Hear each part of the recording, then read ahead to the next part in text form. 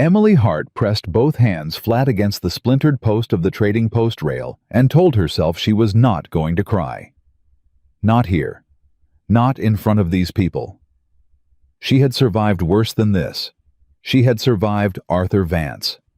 She could survive a dusty mountain town that wanted nothing to do with her. She straightened her spine, lifted her chin, and watched the last wagon she'd arrived on disappear around the canyon bend, taking with it every plan she'd made for the next 3 months of her life. She was 26 years old. She had $11, and every person on this street had already decided she wasn't worth the trouble. If this story moves something in you, subscribe to this channel and follow along until the very end. Drop a comment below and tell me what city you're watching from. I want to see just how far this story travels. The trading post at Harrow's Notch sat at the base of the Caldwell mountain range like something the land had coughed up and forgotten about. 3 buildings, a livery, a water trough that was down to a finger's width of brown water, and a stretch of packed dirt road that shimmered in the August heat, like the earth itself was angry about something. Emily Hart had been standing on that road for going on 2 hours. She'd counted the minutes by the way the sun moved across the canyon wall opposite a trick her father had taught her when she was small, back when her father was still the kind of man who taught her things. She'd stopped counting at the hour mark because counting made her feel the full weight of what was happening to her, and she couldn't afford that right now. She couldn't afford to feel anything that wasn't useful. The driver of the supply wagon, a thick-necked man named Paul, who smelled like pine tar and old tobacco, had told her at the 1 hour mark that he wasn't going any further up the mountain road. "Contract says Harrow's Notch," he'd said, not looking at her. "This is Harrow's Notch. The contract says Millbrook Station." Emily had replied, and she'd kept her voice even. She was very good at keeping her voice even. She'd had years of practice. "Millbrook Station is another 14 miles up the ridge. Road ain't safe past the Notch in summer. Dry slides. You want to argue about it? Argue with the company office back in Delacorte. Delacorte is 3 days behind us." "Yes, ma'am." He'd said it with a kind of flat finality that made it clear he didn't consider that his problem. "There's a water trough over there. You could ask somebody inside if they're heading up." Then he'd climbed back onto his wagon and turned it around, and she'd watched him go. And she had not cried. She'd gone inside. She'd asked somebody. She'd asked for somebody's. The woman behind the trading post counter had looked at her the way people look at something that might cause them difficulty, and said she didn't know anything about mountain transport. The 2 men playing cards in the corner had looked at her in a way she recognized the measuring, appraising look that made her skin tighten, and one of them had said they might be able to help her with a smile that made it clear helping her was the last thing on their minds. She'd thanked him without accepting and walked back outside. That was 2 hours ago. She was starting to understand that no one in Harrow's Notch was going to help her. Not because they couldn't, because they'd already decided who she was. The word had moved fast. It always moved fast in small places. Woman traveling alone. No husband. No name anyone recognized. Asking about Millbrook Station, which was deep in Caldwell land, which meant she had no business being there, unless she was somebody's business, and she didn't look like she was anybody's anything right now. She had a worn cotton dress, a single travel bag boots that had cracked along the left sole, somewhere around the 2nd day on the road, and $11 folded into the inside lining of her sleeve. She had a letter of introduction to a woman named Mrs. Clara Ames at Millbrook Station, who ran a boarding situation for working women, and who had advertised in the Delacorte Courier for a ledger keeper and supply manager. She had a mind that was sharp, and a handwriting that was clean, and a capacity for hard work that had never once failed her. None of that mattered here. Here she was just a problem nobody wanted. She put her back against the post rail and watched the road and tried to think. The sun was past the center of the sky, which meant she had maybe 5 hours before dark. The canyon got cold fast once the sun dropped below the western ridge she'd been warned about that by a woman at the last way station. A kind older woman who'd pressed a piece of dried jerky into her hand and told her the mountains didn't care who you were or what you deserved, so you'd better be prepared for them. She had one blanket in her travel bag, and no shelter, and no way to get either before nightfall, unless something changed. She could walk. 14 miles was not nothing, but she wasn't fragile. She'd walked further in worse circumstances. But the mountain road past the notch was narrow, and she didn't know it. And if the driver had been telling the truth about dry slides, if he'd been telling the truth about anything which she wasn't entirely willing to grant, then walking it alone in the late afternoon was not a reasonable choice. She could go back inside and try again. She could offer money. She had $11 and no income until she reached Millbrook Station. But $11 was $11, and people in a place like this understood $11. She was still running the arithmetic in her head when she heard the sound of horses coming in from the north road. Not one horse. Several. The kind of steady, unhurried pace that meant someone who knew where they were going and wasn't in a hurry to explain themselves to anyone. She didn't look up right away. She'd learned not to look up too fast. Looking up fast told people things about you, that you were anxious, that you were waiting on something, that you were hoping. She waited until she heard the horses slow, and then she turned her head with the careful casualness of someone who happened to be looking in that direction. There were 3 riders. 2 of them were younger, trail dusty, and loose in the saddle the way young men get when they've been riding all day and are thinking about supper. The third was something different. He rode a dark bay horse wide through the chest, the kind of horse that cost more than most men made in a season. The man on it sat straight without being rigid. The way someone sits when riding is so natural, it doesn't require thought anymore. He was lean, sun-dark, somewhere in the middle 30s by the lines around his eyes. He wore a plain canvas work shirt, no decoration, a hat pulled low against the glare, and he was scanning the area around the trading post with the automatic alertness of someone who'd learned a long time ago that not paying attention cost you. His eyes landed on her. Not the way the card player's eyes had landed on her. This was different. This was the way a man looks when he's assessing a situation, quick, thorough, and without much personal involvement.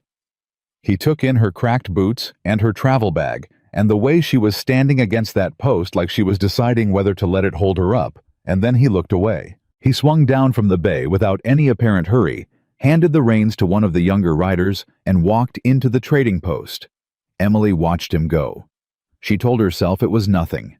Men rode through trading posts. They didn't stop to help women they didn't know standing in the heat.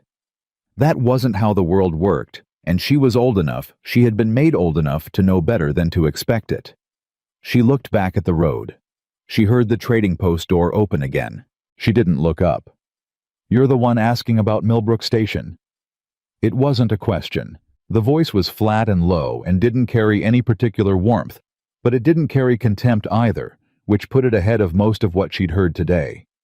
She looked up. He was standing maybe 6 feet from her, hat still on, and he was looking at her with the same assessing directness he'd used from the saddle. Up close, she could see the scar on his left forearm, where it showed below his rolled sleeve, old burn or rope, she couldn't tell which.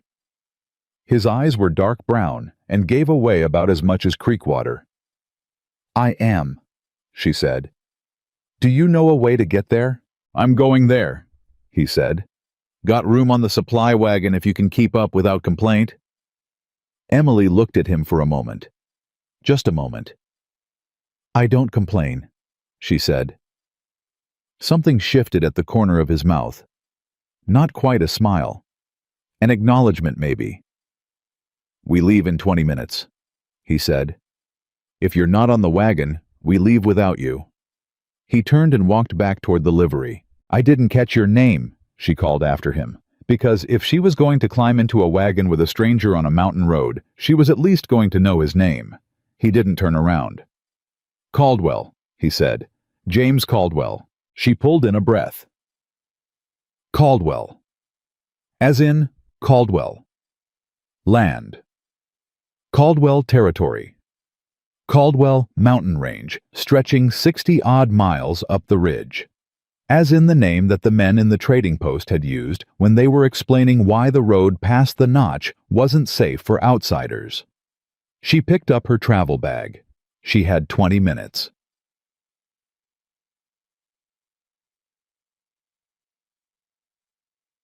She made it in 18. The supply wagon was loaded flat and heavy boxes and barrels and coils of rope that smelled like linseed oil. There was a bench seat up front where the driver sat a young man who introduced himself as Pete without being asked, and who had the kind of open, uncomplicated face that suggested he'd never in his life deliberately made things difficult for anyone. She liked him immediately. James Caldwell rode ahead on the bay horse. He didn't look back. Pete seemed to think this was normal.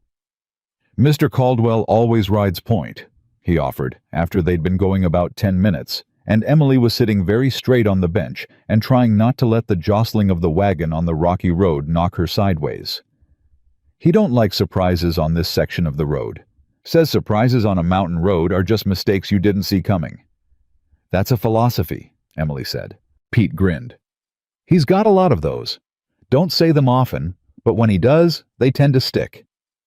He navigated the wagon around a deep rut with practiced ease. "You going to be working at Millbrook then?" "I hope to be," she said. "I have a letter for Mrs. Ames." Pete nodded like that answered something.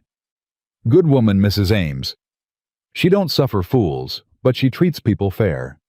You'll do all right if you work straight." "I work straight," Emily said. "Yes, ma'am," Pete said in the way someone says it when they actually believe you. "I can usually tell." The canyon road wound upward in long switchbacking curves that made the wagon groan on every turn. The heat was still fierce, but the air was moving now, carrying the dry smell of pine resin and baked rock, and something else underneath it, wild sage maybe, or something she didn't have a name for. It was a hard smell, an honest smell. She found she didn't mind it. They were about 40 minutes out of Harrow's Notch when James Caldwell dropped back from the point position and brought the bay alongside the wagon. "Road gets rough for the next half mile," he said to Pete rather than her. "Keep the left wheels out of the drainage cut. Last dry storm took some of the road edge out." "Yes, sir," Pete said. Caldwell's eyes moved to her for just a moment. "You holding all right?" It surprised her. Not the question, but the directness of it. No softening, no performance of politeness. Just a plain inquiry. "Yes," she said. He nodded once and moved back to the front. She thought about that one nod for the next 10 minutes. It had communicated something, that nod. She just wasn't sure yet what. What happened at the third switchback was fast and loud and gave her no time to do anything useful. She heard a sound like the mountain clearing its throat, a deep grinding rumble from somewhere up and to the left of the road. Pete said something sharp under his breath and hauled on the reins, and the wagon lurched to a stop just as a section of dry shale came down the slope about 30 yards ahead, filling the left side of the road with a loose tumble of rock and pale dust. It wasn't large, it wasn't catastrophic, but it was completely blocking the way forward. Emily sat very still on the bench and breathed slowly and told her heart to settle down. James Caldwell was already off his horse. He'd moved so fast she hadn't seen it one moment he was ahead of them. On the road the next, he was on foot, standing at the edge of the slide and reading it the way she'd seen her father read ledgers, methodically, looking for the structure of it. The other rider, a quieter young man named Cord, who hadn't said 10 words since Harrow's Notch came up beside him. "Bad?" Cord asked. "Manageable," Caldwell said. "Lose the big slab on the left and we've got enough clearance." He looked at Cord. "Get the pry bar." What followed was about 20 minutes of methodical, silent work. Caldwell and Cord moved rock with a practiced efficiency that spoke of men who dealt with this kind of problem regularly. Pete stayed on the wagon. Emily climbed down. She didn't ask permission. She didn't announce herself.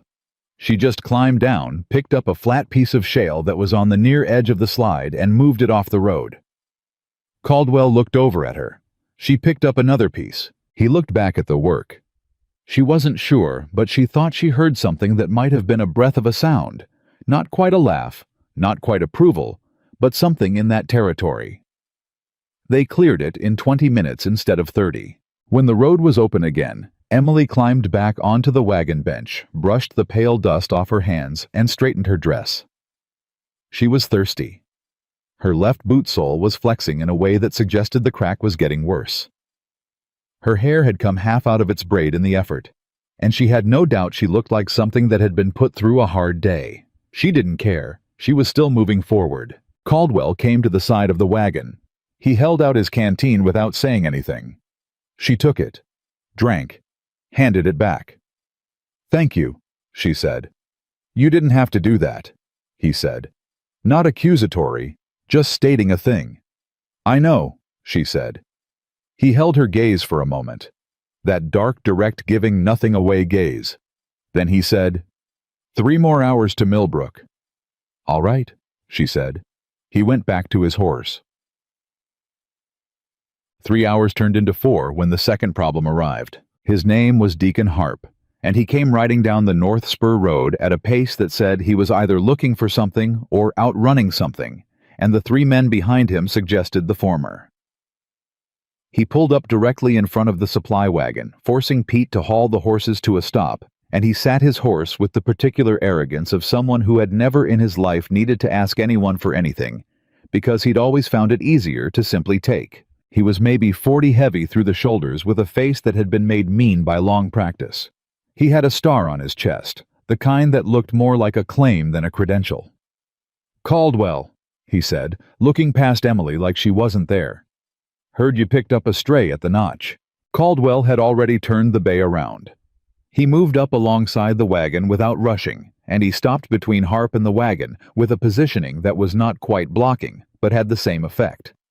"I brought on a worker," he said. "Word out of Delacourt is different." Harp's eyes finally moved to Emily, and she recognized the look instantly. She'd been catalogued. "Says she's contracted property. Somebody paid off a debt in her name. She ain't free to take work." The silence that followed was very loud. Emily had known this was possible. She had been hoping it wouldn't reach her this fast, but she had known it was possible. Arthur Vance had resources. Arthur Vance had friends in places that made things difficult for women who left arrangements they'd been told they had no right to leave. She opened her mouth. "She works at Millbrook," Caldwell said. He said it the way he said everything flat, absolute finished. Like it was a sentence that had already been closed, and he was only reading it aloud as a courtesy.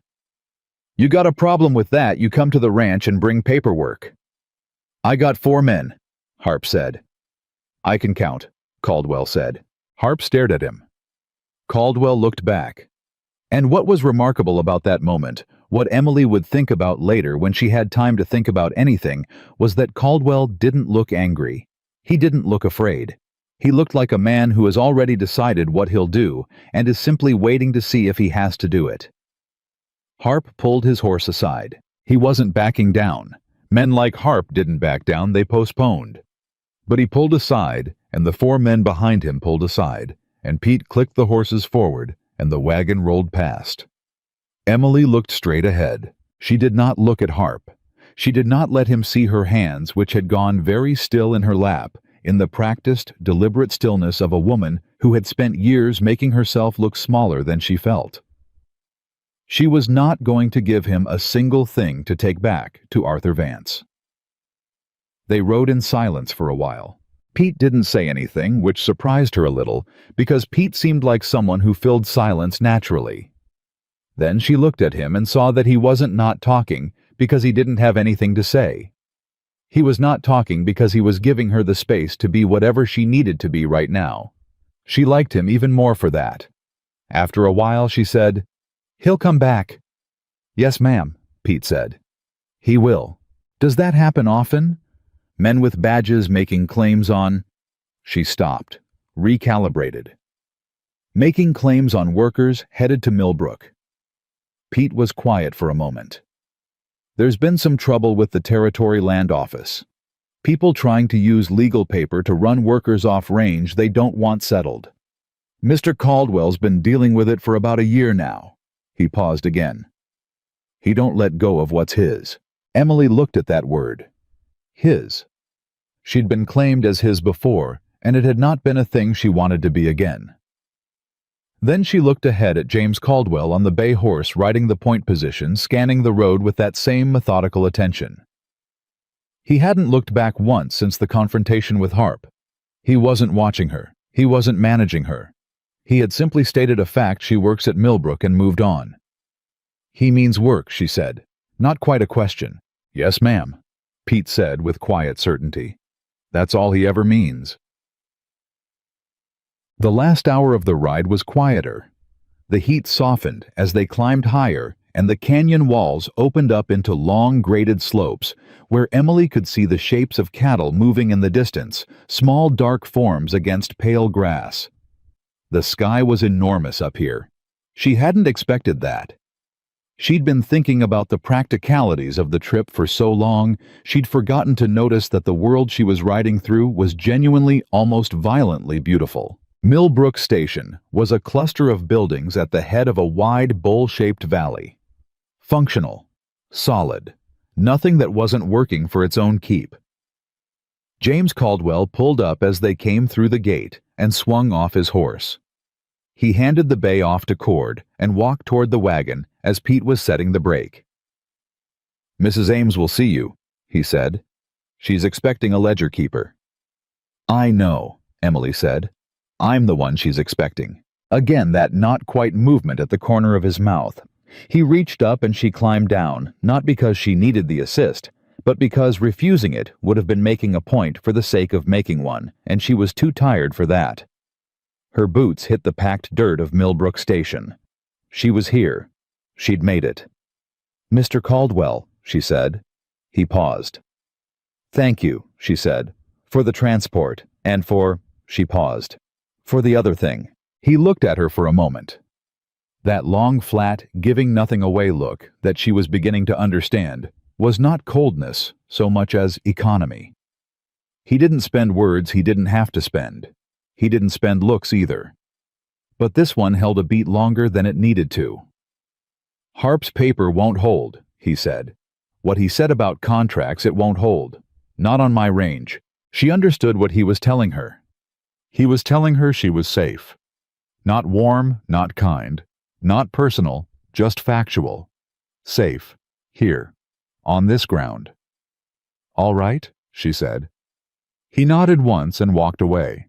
Emily Hart stood in the yard of Millbrook Station with her cracked boot and her travel bag and her $11 and the letter she'd carried 3 days across hard country, and she looked at the buildings around her, the long barn, the supply house, the main structure with smoke already rising from the kitchen chimney, and she felt something shift inside her chest.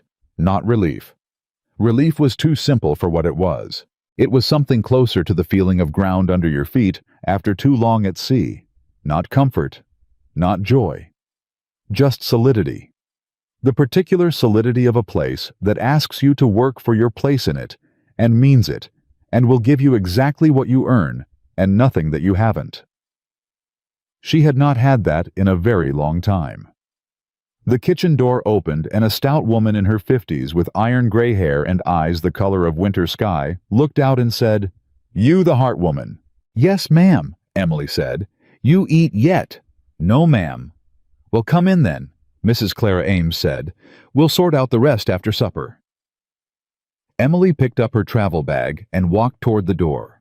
Behind her across the yard, she heard the bay horse shifting its feet, and the low, unhurried sound of James Caldwell giving instructions to his men, practical, direct, not a word wasted.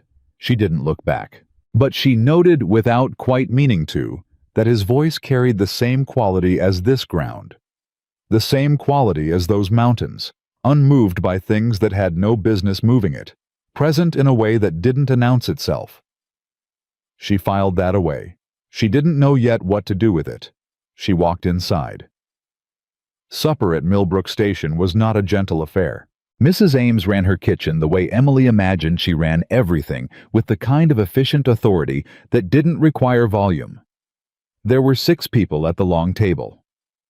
Emily, Mrs. Ames, Pete Cord, a heavy-set older man named Duff, who managed the water troughs and said nothing beyond passing the bread, and a sharp-eyed woman named Lila, who did the mending and supply inventory, and looked Emily over with the careful attention of someone deciding whether a new piece of furniture was going to cause problems. Emily ate everything on her plate.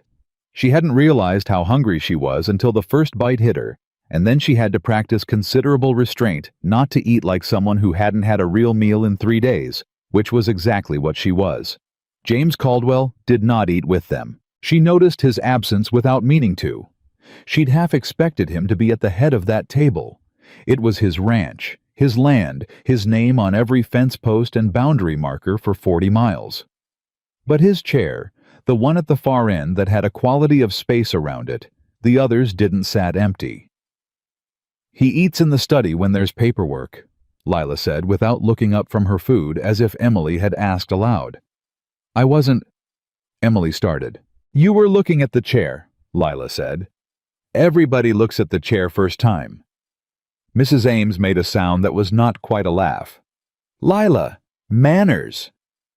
"I'm just saying," Lila said unbothered. Emily looked at her plate. She filed that away too, the way information moved in a place like this, fast and sideways, the way it did in any small closed community, where everyone knew everyone else's patterns by simple proximity.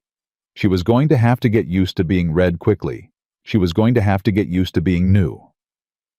After supper, Mrs. Ames took her through the supply ledgers. They sat at the kitchen table with the lamp turned up and the books spread open between them. And within about 4 minutes, Emily understood that whoever had been keeping these records before her had been adequate, but not careful. Numbers that should have reconciled didn't. Supply entries were logged by date, but not by category, which meant tracking actual usage required reading every entry in sequence rather than by type. 3 months of feed costs were recorded in a shorthand that apparently only made sense to the person who'd invented it. "Who kept these before?" Emily asked. "Man named Garrett," Mrs. Ames said. "He left in the spring." "Left or left?" Mrs. Ames said in a tone that closed the subject. Emily looked at the books. "I'll need about 2 weeks to restructure the logging system. After that, it'll run clean." Mrs. Ames looked at her for a moment, that winter sky assessment again. "Garrett said the same thing when he started. Took him 3 months and it still didn't run clean." "I'm not Garrett," Emily said. The silence that followed could have gone either way. Then Mrs. Ames said, "No, I don't reckon you are." She closed the top ledger. "Lamp goes out at 9. You're up at 5. Your room is the second door on the left up the stairs." "Yes, ma'am." "And Miss Hart." Mrs. Ames paused with her hand on the lamp. "Whatever you came from, and I don't need to know what it was, it stays outside that gate. You work straight, you'll be treated straight. That's all this place runs on." "That's all I'm asking for," Emily said. Mrs. Ames took the lamp.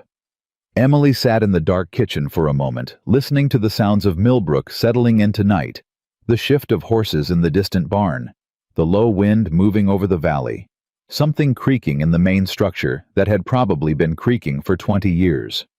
She was here. She was safe. She had work. She told herself that was everything. She almost believed it. She was up before 5. Old habit. She'd learned early that the first person up in any household controlled the first hour of the day, and the first hour shaped everything after it. She had the kitchen fire going and water on before Mrs. Ames came downstairs, and she watched the older woman take that in without comment, and felt something like approval pass between them without either of them naming it. She spent the first morning in the supply house, taking inventory by hand, writing every item in her own notation system in a small book she'd brought from Delacorte, precisely for this purpose. She was on her 3rd page when she heard boots on the supply house steps, and looked up to find James Caldwell in the doorway. He looked at the book in her hand, then at the shelves she'd already been through, which she'd reorganized by category as she went. "Mrs. Ames said you'd be in the ledgers," he said. "I'm doing a physical count first," Emily said. "The written records don't match what's actually here. I need to know which one's wrong before I can fix either." He stepped inside, looked at the shelf nearest him, rope tools, spare harness hardware, and then back at her. "How far off?" "Feed costs are overstated by about 12% over the last quarter, best I can tell. Could be theft, could be logging error, could be someone miscounted and never caught it." She paused. "I'll know more by end of week." Something changed in his face. Not dramatically, nothing about him was dramatic, but there was a quality of attention that sharpened. "Garrett said the feed account was running fine. Garrett's numbers don't reconcile, Emily said. She said it straight without apology because it was a fact, and facts didn't need softening. I'm not saying he was dishonest. I'm saying the records are wrong, and someone needs to know that. Caldwell was quiet for a moment. The morning light came through the supply house door behind him, and she could see the tiredness around his eyes. The deep structural kind that said he'd been working problems she didn't know about before she'd even gotten here. All right, he said. Let me know what you find. He turned to go. Mr. Caldwell. He stopped. She hadn't planned to say anything else. But the thing with Harp was sitting at the back of her mind where it had been since yesterday, and she was not the kind of person who let things sit there indefinitely without addressing them. Harp, she said. What's his actual reach? The badge, is it territorial or county? Caldwell turned back. County. Why? Because county authority doesn't extend to private range without the landowner's consent under the territorial code. If he comes back with paperwork, he needs a territorial endorsement for it to be valid on your property. The quiet that followed was different from his other quiet moments. This one had a texture to it. Where'd you learn territorial code? He said. My father was a merchant, Emily said. He dealt with land contracts for 30 years. I kept his books from the time I was 14. She held his gaze. I'm good with numbers, Mr. Caldwell. And I know when something doesn't add up, ledgers or legal paper. He looked at her for a long moment. Then, Harp's got a man in the county land office. He's been using him to generate paper on workers and small holders he wants off the range. Fraudulent filings, Emily said. Can't prove it yet. You can if the filing dates don't match the territorial record dates, she said. County filings have to be registered at the territorial office within 30 days. If the territorial records don't show the filing within that window, the county paper is void. She paused. Do you have access to the territorial records? Caldwell stared at her. It was the longest he'd looked directly at her without looking away, and she felt the weight of it, not uncomfortable, just significant the way it feels when someone is genuinely recalibrating what they think they know. There's a territorial land office in Creston, he said slowly. 3 days' ride. Send someone who knows what they're looking for, Emily said. Or tell me what names and dates to check and I can write the inquiry. I know the form. Another silence. Then, I'll think on it. He left. Emily turned back to her shelves. Her hand, she noticed, was very steady. She was good at steady. She had been good at steady for a long time.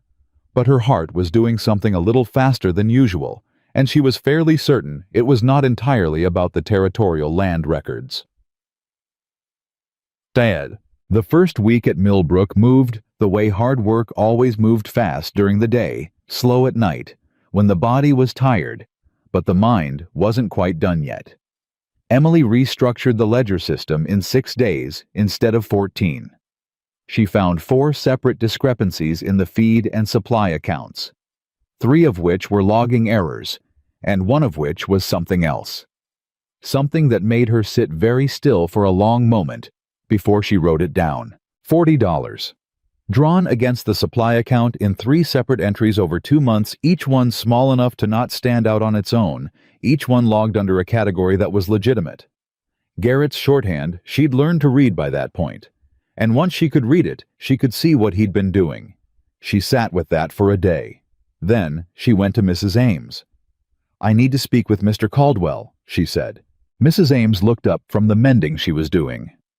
Read Emily's face. I'll send cord. James Caldwell came to the supply house that evening after the day's work was done. Emily had the ledger open on the work table with the relevant entries marked. She showed him without preamble. Walked him through the 3 entries. Showed him how the shorthand obscured the individual amounts, but the total was clear once you added across categories. He didn't say anything for a long time. Garrett left in April, he said finally. The last entry is March, Emily said. So either he stopped or someone else continued in his style, and I can't tell the difference yet. She paused. I don't think someone else continued. The shorthand's too consistent. It's the same hand all the way through. I think he stopped because he knew I was coming or someone like me. How? The advertisement for a ledger keeper ran in February, Emily said. The entries stop in March. Caldwell's jaw tightened. It was the most visible emotion she'd seen from him. You're saying he knew we were looking for someone to audit the books? I'm saying the timing is notable, Emily said. What you do with that is your decision. He looked at the ledger for another long moment. Then he looked at her. This is the second time in a week you've handed me a problem I didn't know I had. That's what you hired me for, she said.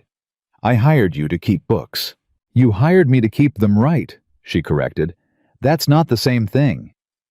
Something in his face did that thing again, that not quite movement, the almost acknowledgement. She was getting better at reading it. She thought it might be the closest he came to being impressed. Write up what you found, he said. Everything. Dates, amounts, the notation breakdown. I'll need it documented. Already done, she said, and handed him a folded paper from beside the ledger. He took it, opened it, read it.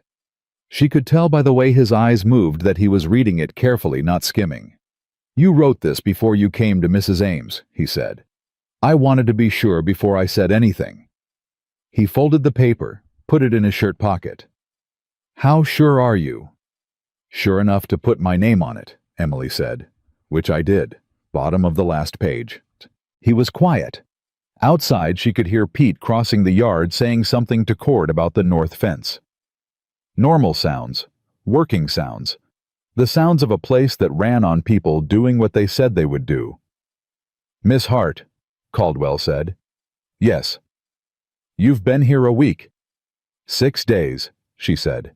In 6 days you found a theft, a legal vulnerability in Harp's filing scheme, and 3 accounting errors that have been sitting in those books for months.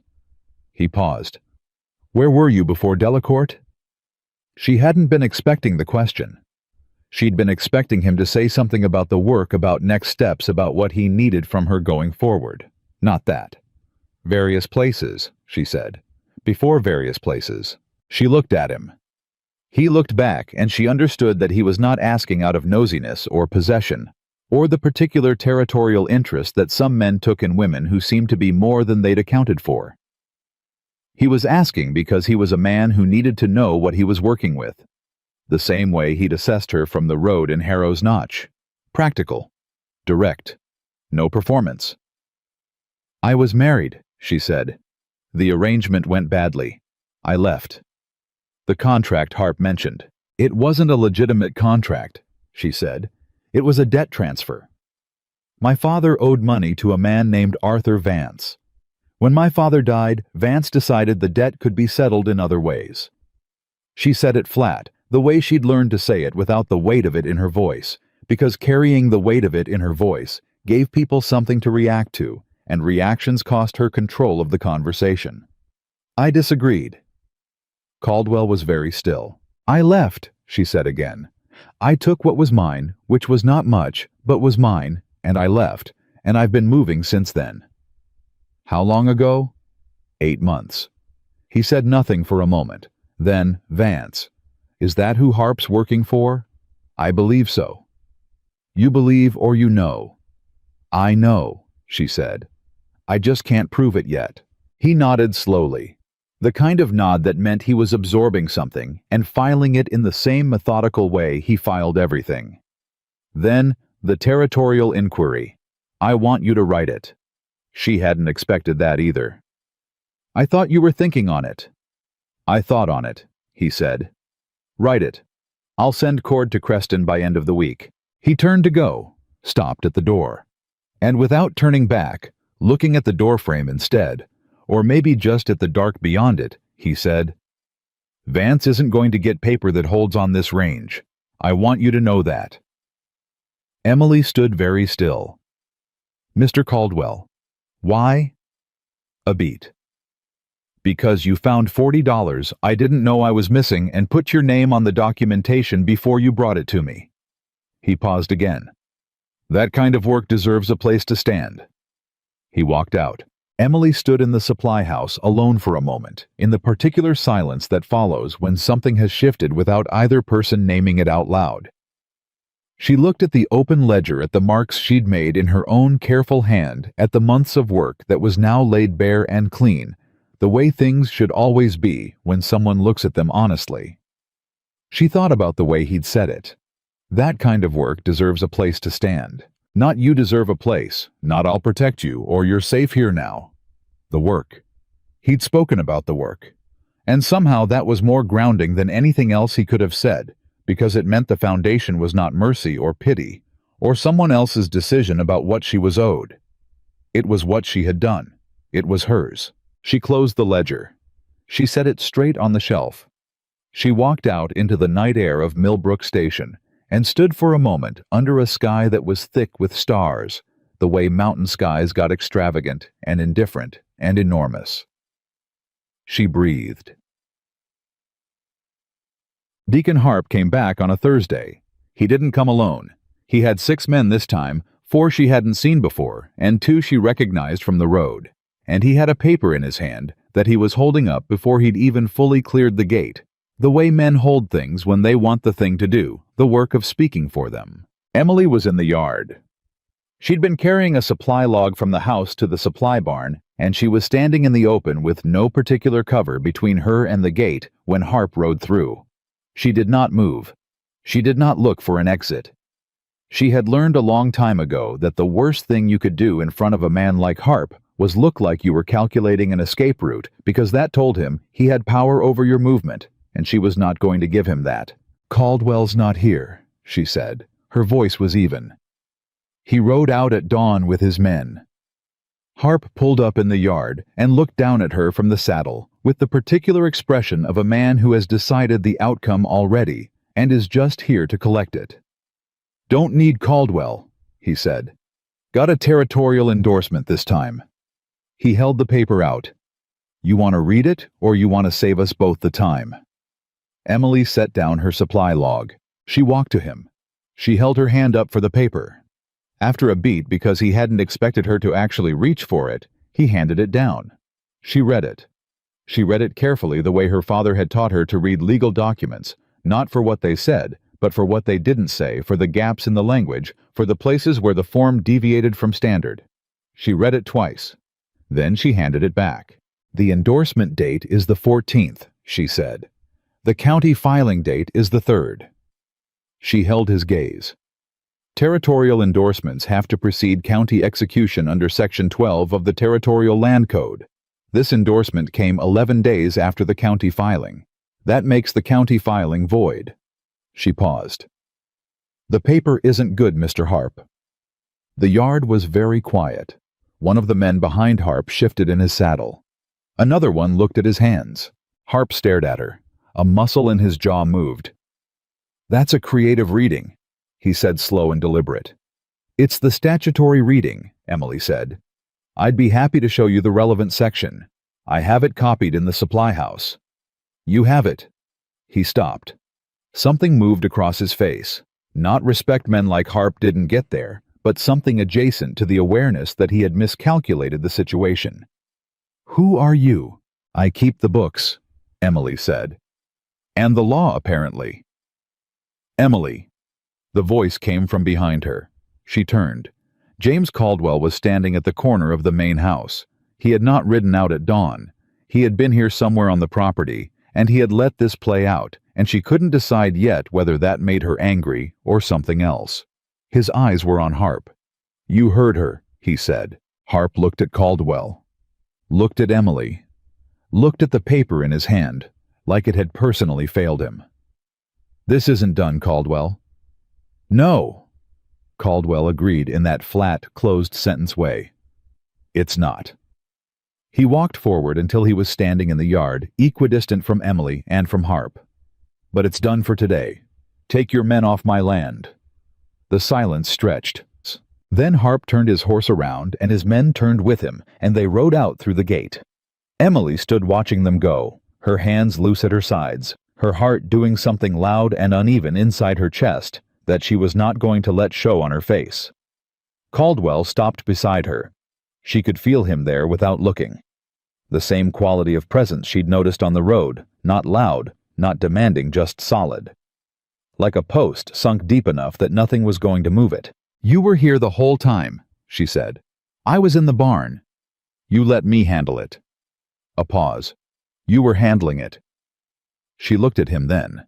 He was looking at the gate where Harp had gone, and his expression was what it always was, controlled, reading something, giving nothing away, gratuitously. But there was something underneath it this time. Something she couldn't quite name. "I was afraid," she said. She said it because it was true, and because she was so tired of carrying true things in silence. "My hands are still shaking." He looked at her, down at her hands, then back up. "I know," he said. "You could have come out sooner." "I could have," he said, "but you didn't need me to." She wanted to argue with that. She ran the argument through her head. "Of course, I needed you." There were 6 of them. I was alone in that yard, and then she stopped, because what she'd actually done was hold her ground and use what she knew and make Harp back down without a single person raising a hand. And the honest truth was that she had not needed him to do that. She'd needed to do it herself, and somewhere in the part of him that was methodical and precise and gave nothing away that wasn't meant to be given, he had understood that. "The inquiry to Creston," she said finally. "Did Cord go?" "Yesterday?" Caldwell said. "Good." She picked up her supply log from where she'd set it in the dirt. "Then we should have something back in a week." She started toward the supply barn. "Miss Hart?" She stopped. Didn't turn. "You've been here less than 2 weeks," he said. "And you just held off 6 men with a paper I've been trying to build a case against for months." She turned then. He was still standing in the yard, and the morning was full around him, and he looked like something that had grown out of this land rather than arrived in it. "I had the right section memorized," she said. "Why? Because I knew he'd come back." She paused. "And I don't like being unprepared." The silence between them had a different quality now than it had at the beginning. Less careful, less armored. Like 2 people who have been in the same difficult place and come out the same side and are only now starting to account for what that means. "Supper's at 6, he said. "I know," she said. "Tonight I'll be at the table," he said. She looked at him for a moment, then she turned and walked to the supply barn, and she did not look back, and she was smiling in a way she had not smiled in a very long time. Small and private and entirely her own. The kind of smile that doesn't need an audience because it isn't performing anything. It's just real. He was at the table that night. It shouldn't have mattered. It was supper. 6 people at a long table, same as every other night. But the empty chair at the end was filled now, and the quality of the room changed the way a room changes when the person who owns the weight of a place finally sits down in it. Nobody made a thing of it. That was what struck Emily most. Pete passed the bread without comment. Cord kept his eyes on his plate. Mrs. Ames refilled the coffee the way she refilled it every night. And James Caldwell sat at the head of that table and ate his supper and said exactly 4 words during the entire meal, which were, "Pass the salt, Duff," and somehow the whole room breathed easier for his being there. Emily ate and watched without appearing to watch, which was a skill she had developed over years of needing to understand rooms she'd been placed in without being consulted. She understood this one. Millbrook ran on Caldwell. Not because he demanded it, she'd seen men who demanded it, and they had a particular kind of energy that this man didn't have, a hunger for being central, that wore itself in how they entered rooms and how long they held eye contact. Caldwell wasn't like that. He was central the way a load-bearing wall was central.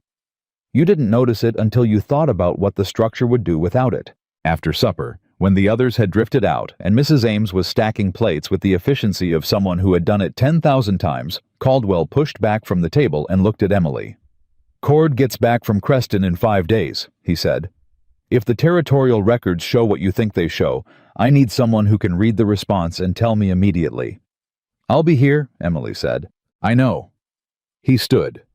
"Bring the supply discrepancy documentation to the study tomorrow morning. I want to go through it before I decide what to do about Garrett." 7 or 8? She asked. He paused at the doorway.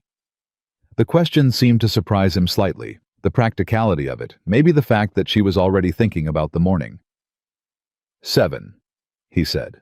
I'll have coffee ready. Mrs. Ames said to neither of them specifically, in the tone of a woman who has managed the logistics of human beings for decades and finds them mostly predictable. Caldwell left. Emily carried her plate to the basin, and Lila, who had a genius for appearing exactly when something worth noticing had just happened, appeared in the kitchen doorway with a length of mending in her hands and an expression of studied neutrality on her face. He hasn't eaten at that table on a weeknight in 4 months, Lila said. Lila, Mrs. Ames said. I'm just saying, Lila said and disappeared again. Emily looked at the basin. She was not going to assign meaning to a man eating supper at his own table. She was going to go to bed and get up at 5 and make the coffee and do the work. That was what she was here for. That was the ground she stood on. She went to bed. She lay awake for an hour staring at the ceiling, which she chose to attribute entirely to the altitude. The 7 o'clock meeting in the study became a daily thing, though neither of them said it was. It started with the Garrett documentation. Then there was the supply account restructuring. Then there was a boundary dispute with a neighboring operation called the Rafter Tea that had been simmering for 2 seasons and had generated a stack of correspondence that nobody had organized into anything coherent. Emily organized it in 2 days, wrote a summary of the legal standing on both sides, and presented it to Caldwell on a Friday morning with a recommendation she'd reached entirely on her own without being asked for one. He read it again, said, "You weren't asked for a recommendation." "I know," she said. "Do you want me to remove it?" A pause. "No." She did not smile. She waited. "The Rafter Tea boundary runs off a creek survey from 1871, he said. "Survey's probably wrong. Creeks moved. They know it, and we know it, and nobody wants to pay for a resurvey." "I know," Emily said. "That's what the recommendation addresses." "You think we should split the resurvey cost?" "I think splitting it costs less than 2 more seasons of legal correspondence, and it gives you a clean line you can defend at the territorial level if Harp's operation ever tries to use the ambiguity." She paused. "But it's your land." Caldwell set the paper down, looked at her with that measuring look that she no longer found unsettling, had stopped finding unsettling about 4 days in, if she was honest with herself. "You think about the Harp situation constantly," he said. "Don't you?" she said. "Yes," he said. "But I've had a year to get used to it." "I've had less time and more personal investment," she said. "That tends to focus the mind." Something shifted in his expression. The thing she'd been learning to read, the almost acknowledgement, the not quite response, was there again, but this time it was accompanied by something quieter. Something that was not quite concern, but was in the neighborhood of it. "How personal," he said. It was a careful question. She recognized the care in it the way he'd asked it without asking her to produce more than she wanted to give. She thought about what to say. She thought about the version of the story she'd been telling, the compressed professional version: "I was in a bad arrangement and I left." Clean. Sufficient. Not a lie. Then she thought about the way he'd stood in that yard when Harp rode out, and the way he'd said that kind of work deserves a place to stand, and she thought about what it cost to keep carrying a thing in the compressed version when the person across from you had already earned more than the compressed version. "Vance had my father's signature on a debt instrument from 10 years ago, she said. "By the time my father died, the interest had compounded to more than my father's estate was worth. Vance told me the debt transferred to me as my father's only heir." She kept her voice even. "He said the most practical resolution was for me to marry into his business arrangement. He had a partner, a man named Renfield, 47 years old, who needed a wife who could keep accounts and manage a household and not ask too many questions." Caldwell was very still. "I asked questions," Emily said. "That was the first problem. The second problem was that when I looked at the actual debt instrument, the interest calculation was wrong. Deliberately wrong. My father's estate, properly liquidated, would have covered the principal and the legitimate interest with $40 to spare." She paused. "I told Vance that." "What did he say?" Caldwell asked. He said a woman's reading of a financial instrument wasn't legally admissible in a debt proceeding. She looked at her hands, then back up. He was right, technically, which is why I left instead of arguing. Caldwell said nothing for a moment. The study was quiet around them, the kind of quiet that comes in the early morning before the working day has fully started, the particular quality of a room where someone has been sitting alone with hard things for a long time. He came after you, Caldwell said. It wasn't a question. He sent people, Emily said. I moved fast enough to stay ahead of them until Delacourt. In Delacourt, I found Mrs. Ames's advertisement. She paused. I had $11 and a letter of introduction and boots that were losing the argument with the road. Millbrook Station was as far as I could go and still be going somewhere. The silence after that was different from his other silences. This one had weight to it. The weight of someone taking in something real and not rushing to fill it with reaction. The debt instrument, he said finally. Do you still have it? She looked at him. I kept a copy. His eyes sharpened. You kept a copy. I kept two, she said. One is in my room. One is in a place I won't tell you about because if something happens to me, I need there to be a copy that survives regardless. The stillness in him went absolute. Emily. It was the first time he'd used her given name. Neither of them noted it aloud, but it sat in the air of the study and changed something about the room. I've been careful for 8 months, she said. Being careful is the only reason I'm here. Nothing is going to happen to you, he said. Mr. Caldwell. James, he said. We're past titles in this room, I think. She stopped, looked at him. He looked back, and his expression was doing something she hadn't seen it do before. Not the controlled assessment, not the flat authority, not the almost acknowledgement. This was something open, not vulnerable, because she suspected this man had made himself the kind of person who couldn't be taken by surprise from the inside. But open, present, like a door that had been built with a lock so fine you'd never noticed it was there until the moment it was standing open. James, she said. She tried it out. It fit differently than she'd expected. The copy in the land office can wait. What can't wait is Cord's return from Creston. If the filing dates don't match, they won't, he said with a certainty that wasn't arrogance. It was the certainty of someone who has been watching a pattern long enough to know how it ends. Then we take the discrepancy to the Territorial Land Commissioner, Emily said. Not the county. The territorial level voids the county filing retroactively, and it creates a record that Vance can't paper over. She paused. But we need to move fast.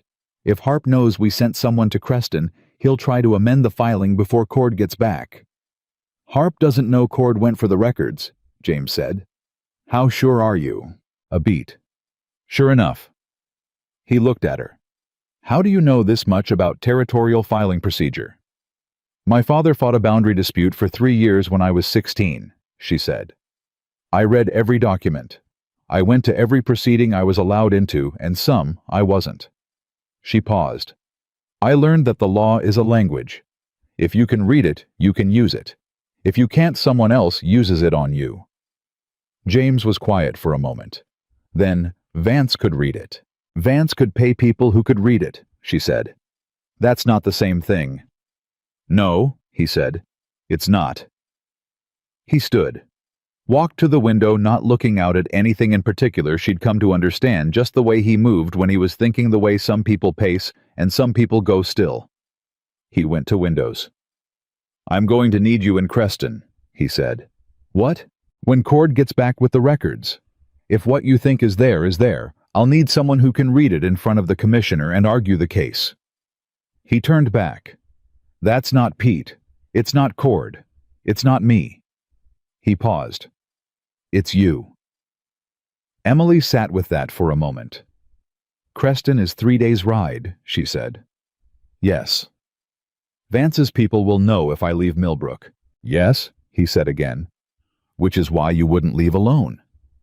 He said it flatly, like a logistical fact, which is what it was, and somehow that was both more and less than if he'd said it any other way. She looked at him. You'd go yourself. It's my land on the line, he said.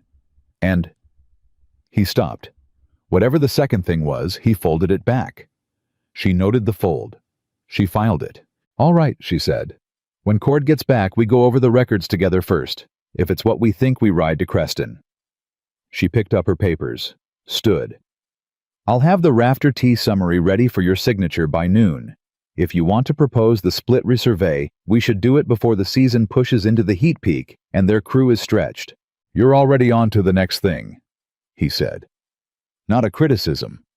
Just an observation delivered with something that was almost wonder, almost amusement, and entirely quiet. There's always a next thing, Emily said. She walked to the door. She felt him watching her go, not the way Harp's men watched, not the way the card players in Harrow's Notch had watched. This was different. This was the way a person watches something they're still figuring out, not to possess it or to judge it, but because it interests them in the deep, genuine way that only real things interest a person who doesn't settle for surfaces. She did not turn around, but she felt it. Cord came back in 4 days, not 5. He rode in late afternoon, looking like the road had argued with him, and he'd won, but just barely, and he had a leather satchel strapped across his chest that he handed directly to Emily, not to James, because James had told him to bring it to the ledger keeper. Emily took it to the study. James came in behind her. She was already untying the satchel. The territorial records were exactly what she'd expected them to be, and worse, not one fraudulent filing. 7 county filings across the Caldwell Range boundary, all dated within the past 14 months, all with territorial endorsements that post-dated the county execution, some by days, 2 of them by more than 3 weeks. Every single one of them void under Section 12. But that wasn't what stopped her cold. What stopped her cold was the name on 3 of the filings. Not Harp, not Vance.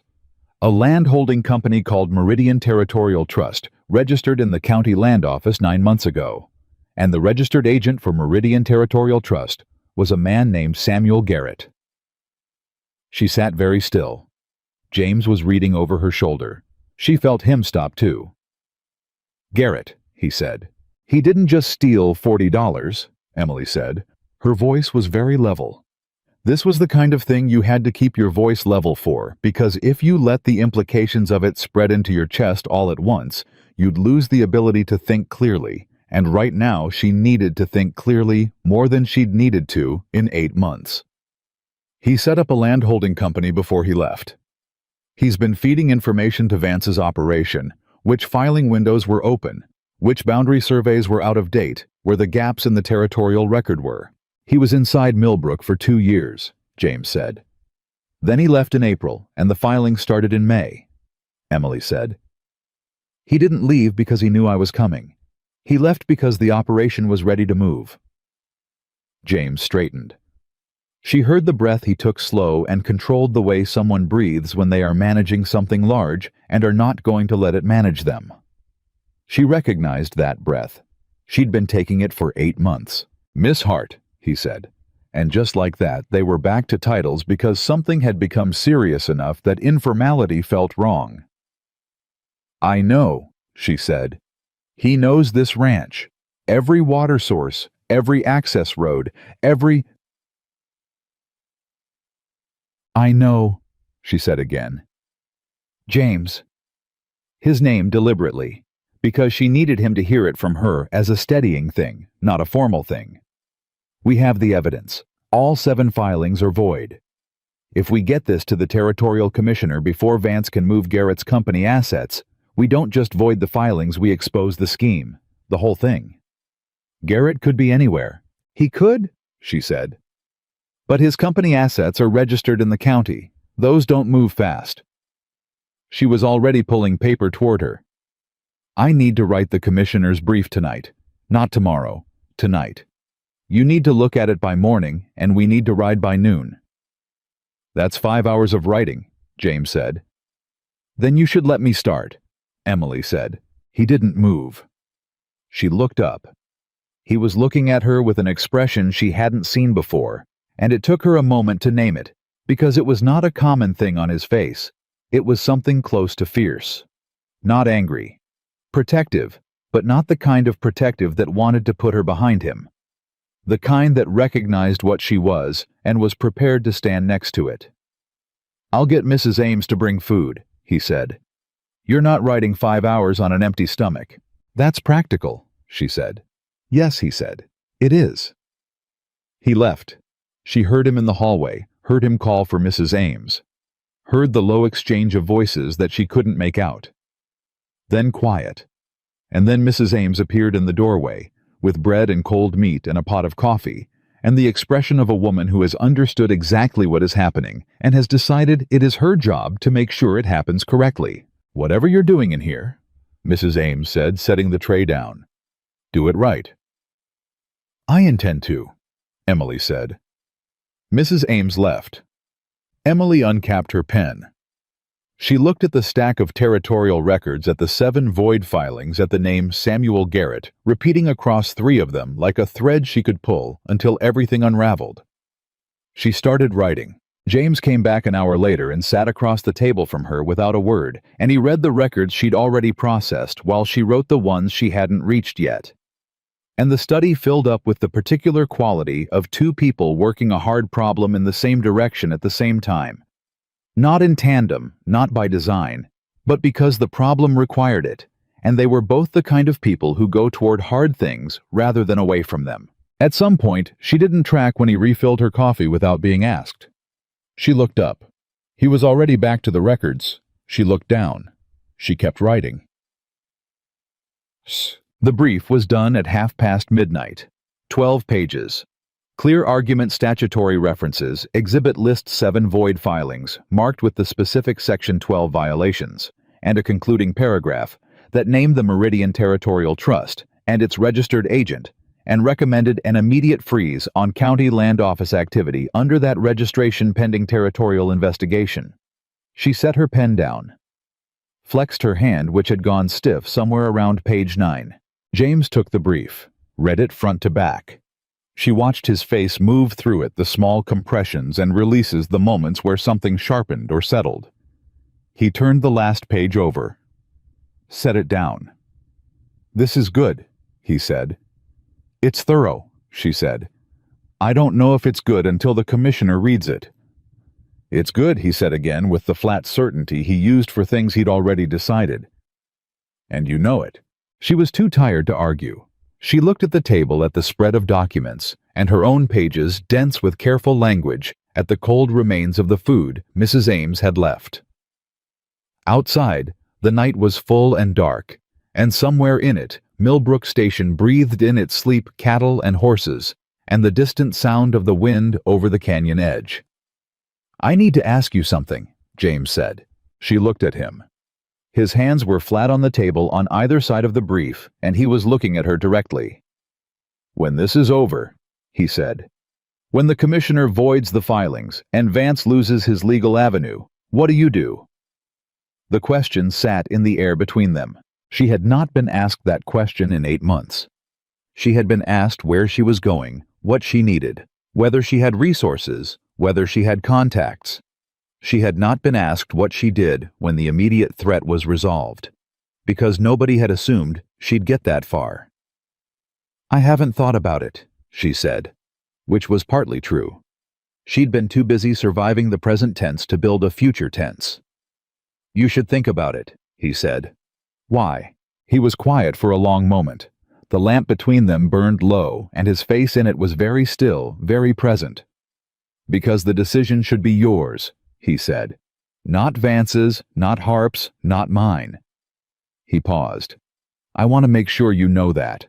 Emily Hart sat across a table from James Caldwell at midnight with 12 pages of her best work between them, and she felt something she hadn't felt in 8 months, and maybe longer than that, the particular sensation of being seen as a person who had a future, not just a problem to be solved, or a situation to be managed, or a resource to be used.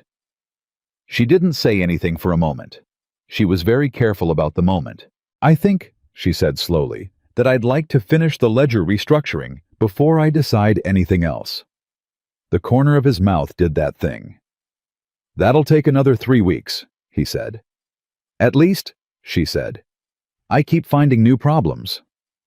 You keep finding my problems, he said, and fixing them. That is the job, she said. Yes, he said. And then, I'm glad you took it. She looked at him. He looked back. The lamp burned between them, and outside Millbrook breathed, and neither of them moved for a moment that was long enough to mean something, and short enough that neither of them had to name what it meant. Then Emily picked up the brief, stacked it neatly, set it next to the exhibit file. We ride at noon, she said. Noon, he agreed. She stood.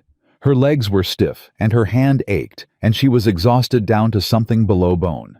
But she was also more awake than she'd been in 8 months, the particular aliveness of a person who has done something real, and knows it, and is only beginning to understand what comes next.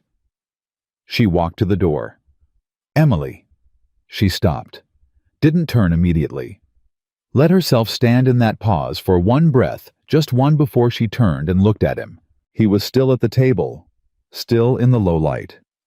His expression was what it always was, at its most unguarded, not soft, not dramatic, just present, just real. Get some sleep, he said. She let the not quite smile come. You too, she said. She walked out. She climbed the stairs. She lay down on her narrow bed in the second room on the left, and stared at the ceiling, and thought about 12 pages of her best work, and 7 void filings, and a man who had refilled her coffee at midnight without saying a word about it. She was asleep in 4 minutes. For the first time in 8 months, she did not dream about running. They rode out at noon with the brief in a sealed leather case strapped to James's saddle, and 4 days of supplies on the pack horse that Cord led from behind. Pete stayed at Millbrook with Mrs. Ames and Lila and Duff, and James had given Pete a single set of instructions before they left, that Emily had only partially heard something about the north gate and rotating the watch, and the way Pete had nodded told her it wasn't the first time those instructions had been given. Millbrook was not unguarded. James had thought about this before she had.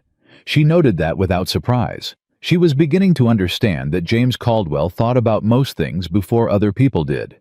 He just didn't announce it. The first day's ride was long and mostly silent, in the way their silences had become not uncomfortable, not avoidant, but the silence of 2 people who had found that they didn't need to fill space with sound to maintain connection. Emily rode a steady roan mare that the ranch kept for supply runs, and she rode her well enough that James didn't offer advice, which she appreciated more than he probably knew. They made camp the first night at the base of a granite shelf that blocked the worst of the canyon wind. Cord built the fire and put water on, and disappeared into a tactful distance with his bedroll. And Emily was aware, in the specific bodily way she'd become aware of things over 8 months of needing to track her surroundings carefully, that the camp had been arranged so that she was between the fire and the granite wall with James and Cord on the outer sides. It had not been discussed. It had simply been done. She heated her hands on the tin cup and thought about whether to say anything about it, and decided against. Some things were better received as what they were. How long has Harp been working the county? She asked. James was looking at the fire the way he looked at windows in the study. Not at the thing itself, but past it, through it, using it as a surface to think against. 2 years best I can tell. He came in as deputy and got the star inside 6 months. The man he pushed out filed a complaint with the territorial marshal, and nothing came of it. The territorial marshal is clean, far as I know. He looked at her. You're thinking the commissioner might not be. I'm thinking we should be prepared for it, Emily said. If Vance has reach into the county land office, he may have reach further up. James was quiet. If the commissioner is bought, we have a problem. We go above the commissioner, Emily said. Territorial judge has standing to order an emergency land freeze independent of the commissioner. It takes longer, but it holds harder. You know territorial judges. I know the statute that governs their authority, she said. I don't need to know the man if I know the law. James looked at her for a moment. You prepared for both scenarios, he said, before we left. I wrote 2 versions of the brief, she said. The second one's in the bottom of the case under the first. Different letterhead addressed to Judge Harlan Moss in the territorial capital. The silence that followed had that particular weight again, the weight of someone recalibrating. She'd been getting that from him with some regularity, and she'd stopped feeling self-conscious about it and started feeling something closer to the simple satisfaction of being understood correctly. "You did that last night," he said, "after I told you to sleep."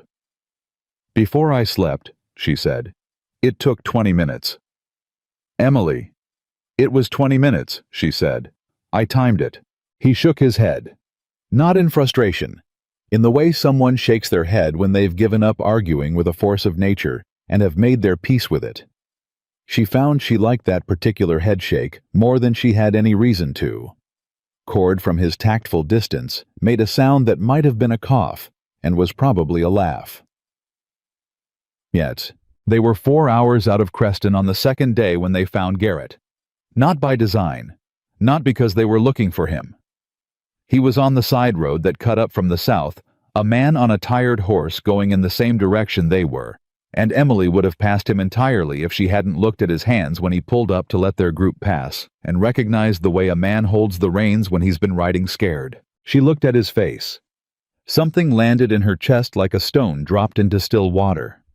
"James," she said quietly. Just his name. He'd already seen it. He was already pulling the bay around. Garrett was maybe 40, with a face that had been ordinary once, and had gotten mean the way faces do when the choices that made them mean have been made long enough that they've set. He recognized James Caldwell before Caldwell had fully turned the horse, and he made the mistake that scared men always make. He pulled his horse around to run before he'd thought about whether running was actually possible. Cord was faster. He cut wide and came around the side road ahead of Garrett before Garrett's horse had taken 4 strides, and the tired horse didn't have anything left to argue the point with. Garrett pulled up. His horse heaved under him. James rode to him without hurrying. He stopped the bay close, not threatening, just present the way walls are present. "Samuel," he said. Garrett's eyes moved to Emily. Something went through his face. Recognition calculation, and something else. Something that looked uncomfortably like relief, which made no sense until he opened his mouth. "I was coming to you," Garrett said. He was breathing fast. "I was already coming."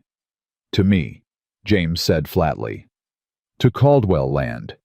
To whoever I didn't know she was going to be." He stopped, looked at Emily again. "You found the accounts." "I found the accounts," Emily confirmed. "And the Meridian filings." Garrett closed his eyes briefly. "Then it's over anyway." He opened them, looked at James. "I'll testify. Whatever you need. I'll testify against all of it, Vance Harp, the land office contact. All of it." The road was very quiet. Emily looked at James. James was looking at Garrett with the expression he used for things that required careful handling, controlled reading, not yet decided. "Why?" James said. "Because Vance is done with me," Garrett said, and the fear in his voice was real enough that it didn't need performance. "He found out I kept a copy of the Meridian Incorporation documents. He thinks I'm going to use them to protect myself. He sent 2 men to my rooming house in Creston 3 days ago." He paused. They weren't there to talk.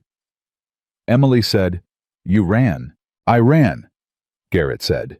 He said it without shame, which she respected more than false bravado would have earned. "I'm not a brave man.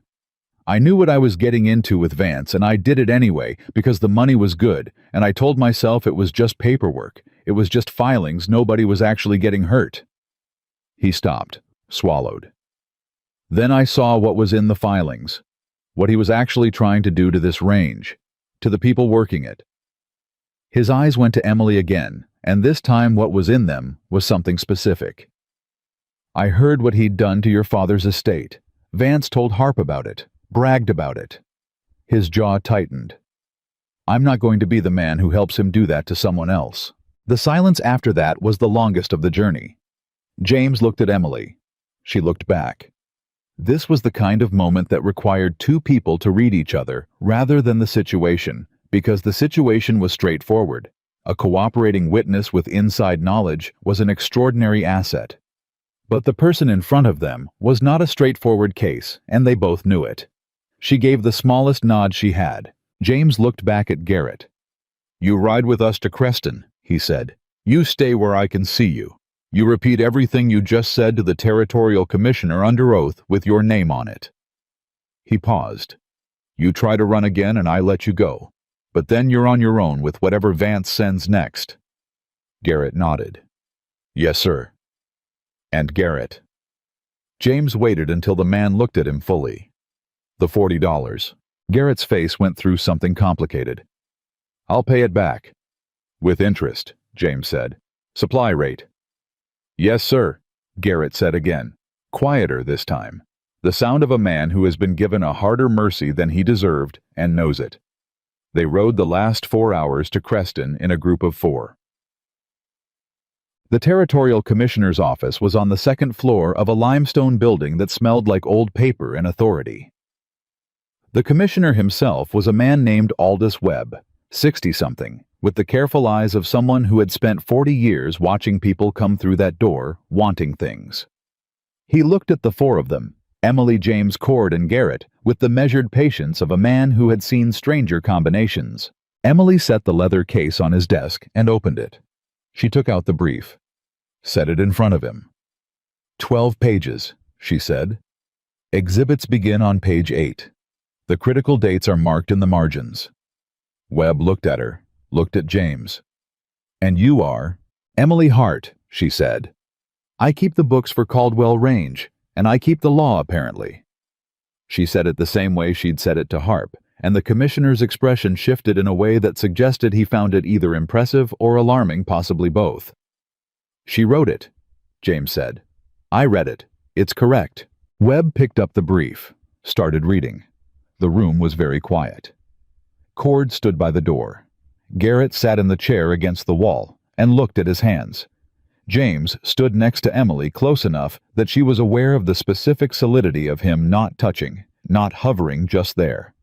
Webb turned to page 3, turned to page 5, slowed at page 8 where the exhibits began. "Section 12 violations," he said, not looking up. "7 of them," Emily said. "Filing dates and endorsement dates don't align. The county execution preceded the territorial endorsement in every case. The earliest gap is 4 days, the longest is 23. Webb set the brief down. "Who compiled the records comparison?" "I did," Emily said, "from the Territorial Registry, your office's own records commissioner." Webb looked at Garrett. "And you are?" "Samuel Garrett," Garrett said. His voice was steadier than Emily expected. "Former supply manager at Caldwell Range, registered agent for the Meridian Territorial Trust." He paused. "And I'd like to make a formal statement." Something moved behind Webb's careful eyes. He reached for a fresh sheet of paper. What followed was 3 hours that Emily would later describe to Mrs. Ames in the compressed and practical way she described things as the most legally productive afternoon of her life. Garrett's statement was thorough in the way that frightened men's statements are thorough. He'd been holding it in for months, and once he started, he didn't stop. He named names. He gave dates. He described the mechanism by which Harp fed information to Vance's operation. How the county land office contact a clerk named Fellows had been generating backdated documents for 18 months. How the Meridian Trust had been set up specifically to absorb Caldwell Range parcels once the fraudulent filings voided the existing boundary claims. It was, Emily thought, a more complete picture than even she had built from the ledger records. And at the center of it, as she had known as James had known, was Arthur Vance. Webb filled 4 pages of notes.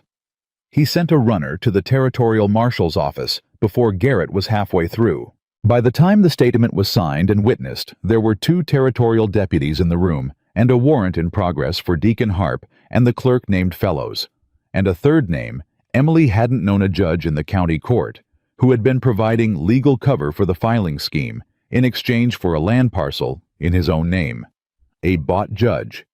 She had been right to prepare the second brief. She didn't say that aloud. When it was over and they were standing in the corridor outside Webb's office, Cord let out a long, slow breath, like he'd been holding it for 3 hours, which he possibly had been. Garrett sat on a bench against the wall, looking like a man who has put down something very heavy and isn't sure yet whether his hands work without it. James looked at Emily. She was looking at the closed door of Webb's office, listening to the sounds of institutional machinery beginning to turn the runner's feet on the stairs, the low, urgent voices of the deputies, the particular organized urgency of a situation that has moved from potential to actual. 8 months of being one step ahead of something terrible, and now the thing behind her was being dealt with by people whose job it was to deal with it, and she was standing in a corridor in Creston with cracked boots she'd replaced twice since Harrow's notch, and a hand that still ached from 12 pages at midnight, and she didn't know exactly what to do with the feeling in her chest. "Emily," James said. She turned. He was closer than he usually stood, which for James Caldwell meant close enough that she could see the tiredness and the relief, and the other thing, the thing that had been building in the corner of his expressions for 2 weeks, all of it present at once in his face. "It's going to hold," he said. "I know," she said. "Vance can't paper his way out of a witness statement and 7 void filings in front of a territorial commissioner." "I know," she said again. "You're safe," he said. And then because he was James, and he didn't leave important things in the passive voice, "You're safe here, at Millbrook, as long as you want to be." She looked at him for a long moment.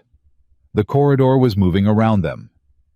Deputies, the runner returning a clerk with papers, and they were standing still in the middle of it, the way 2 people stand still when the world is moving, and the thing between them requires stillness to be handled correctly. "That's not a business offer," she said. "No," he said. "It's not. You're not." She stopped.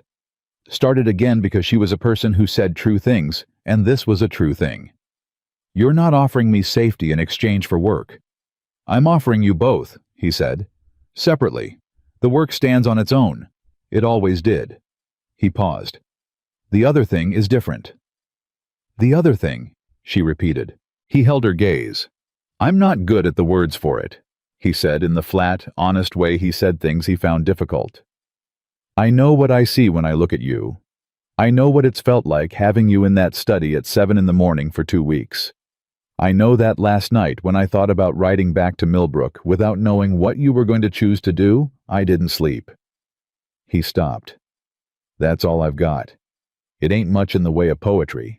Emily Hart stood in a corridor in Creston, 4 days' ride from the place she'd ended up, when she had nowhere left to go, and she looked at a man who had never once tried to own her or manage her, or reduce her to the sum of her usefulness, who had handed her a problem and stepped back and let her solve it, who had refilled her coffee at midnight and ridden 4 days to a territorial commissioner and stood next to her while she laid out the case. And she thought about what it meant to choose something because you wanted it, and not because you had no other choice. She had other choices now. The legal threat was dissolving in the room behind that closed door. She had skills and a reputation. Webb had asked for her name twice, and the second time he'd written it down.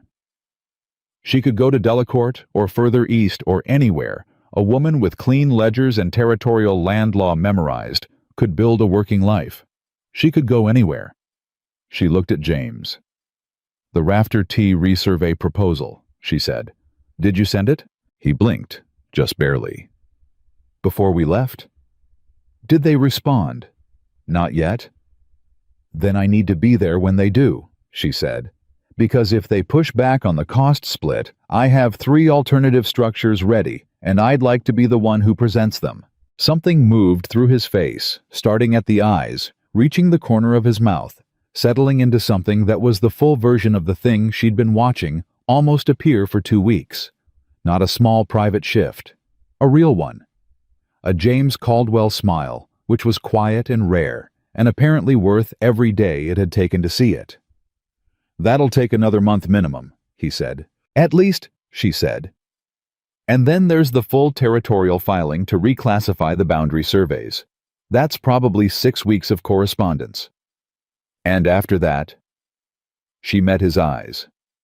"Ask me after that," she said, "and I'll give you a straight answer." He nodded. Once. The nod that meant understood, accepted. "I'll hold that." "All right," he said. "All right," she said. Cord cleared his throat from a diplomatic distance of about 10 feet. "Pardon the interruption," he said in the tone of a man interrupting something he has absolutely noticed and will absolutely not mention to anyone. "Deputy wants to know if we're staying the night or riding back today." James looked at Emily. "You're tired," he said. It was an observation, not a judgment. "I'm fine," she said automatically. "Emily." She stopped. He was right. She was exhausted in the specific way of someone who has been running on tension for days and has just felt the tension release, and the body presents the bill immediately. "One night," she said, "we ride at first light." James turned to Cord. "One night," he said. "Tell the deputy we'll need—" "Already found a boarding house," Cord said, with the efficiency of someone who had been handling logistics for this operation long enough to stay ahead of it. "3-room supper included." He paused. "Miss Hart gets the one with the proper lock." Emily looked at Cord. He was looking at the ceiling with the expression of a man who has decided that the ceiling is very interesting. "Thank you, Cord," she said. "Yes, ma'am," he said to the ceiling. She didn't sleep well. Not because she was afraid the fear that had been the background noise of 8 months had quieted to something she didn't quite have a word for yet. Something that might with time resolve into ordinary calm.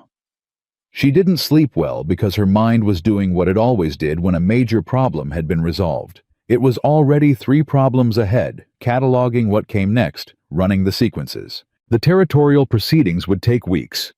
Webb had said he'd have the void findings formalized within 10 days, which would be sent to the county and to the territorial marshal simultaneously. Harp would be removed. Fellows would be arrested. The bought judge was a more complicated matter.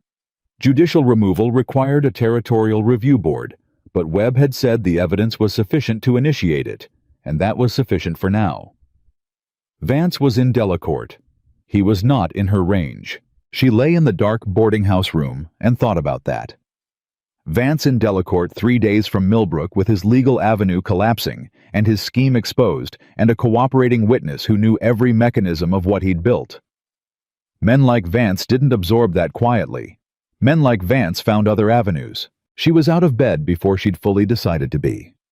She wrapped her blanket around her shoulders, took her candle to the small desk in the corner of the room, and wrote 3 pages of notes about what Vance's remaining options were and which ones constituted the most immediate risk to Millbrook Range. She organized them by likelihood and by the speed at which each one could be countered. She was on the 2nd page when she heard a knock at her door. Soft, not urgent, but deliberate. "Yes?" she said. "It's me," James said. She opened the door. He was in the hallway in his work shirt, no hat, looking like a man who had also not been sleeping. He looked at the candle, at the papers on the desk visible behind her. "You're working," he said. "I'm thinking," she said. "Same thing." He looked at her for a moment. "I couldn't sleep either," he said. "I kept thinking about what Vance does next." "I'm writing that down right now," she said. He almost laughed. It was a very quiet, almost laugh, barely audible, but she heard it, and it did something to the space behind her ribs that she was going to have to think about later when she had time to think about it properly. "May I?" he said, gesturing to the chair at the desk. She stepped back. He came in and sat, and she handed him the pages she'd written, and he read them while she kept writing, and the boarding house room in Creston was very small, and the candle between them was very low, and outside the mountain night was cold and complete, and entirely indifferent to the 2 people sitting at a small desk in the lamplight doing what they both apparently did when they couldn't sleep, which was work the problem and trust that the work was enough. "You've listed physical intimidation as the lowest probability response," he said. "Vance is a financial operator," she said without looking up from the page. "He doesn't use force when paper works.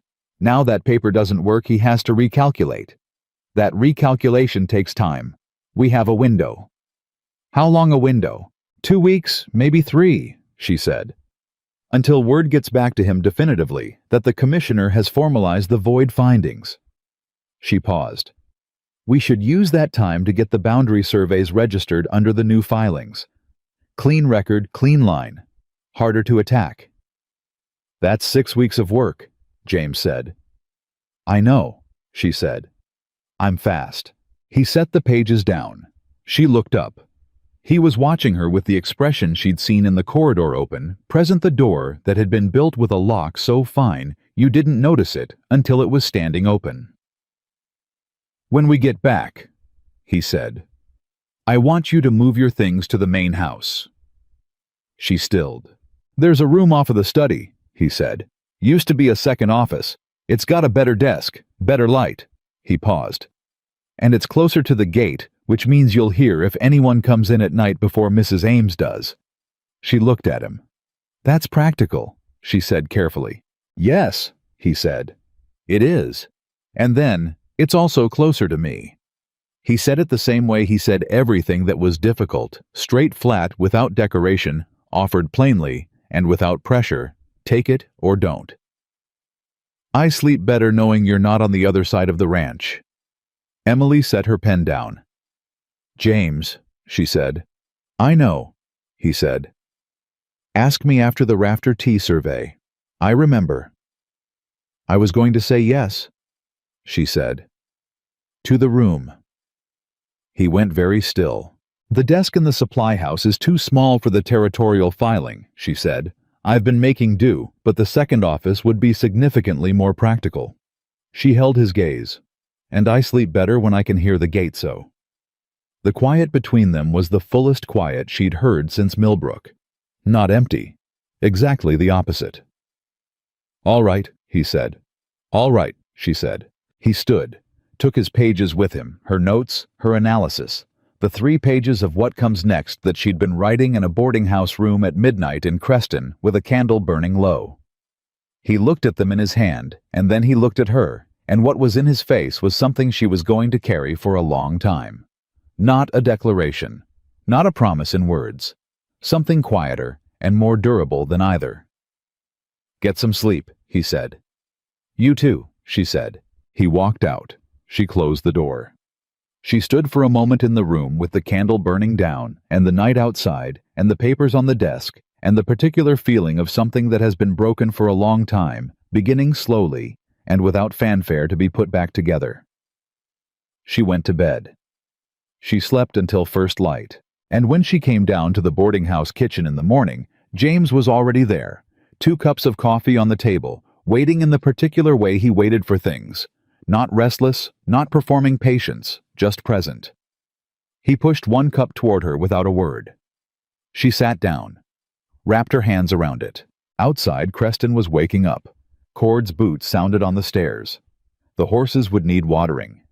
There was a 4-day ride back to Millbrook and 6 weeks of work waiting at the end of it, and Vance was still out there calculating his next move, and the territorial proceedings were still in motion, and none of it was finished yet. But the coffee was hot, and the man across the table from her was solid in the particular way of things that had been tested and had held. She drank.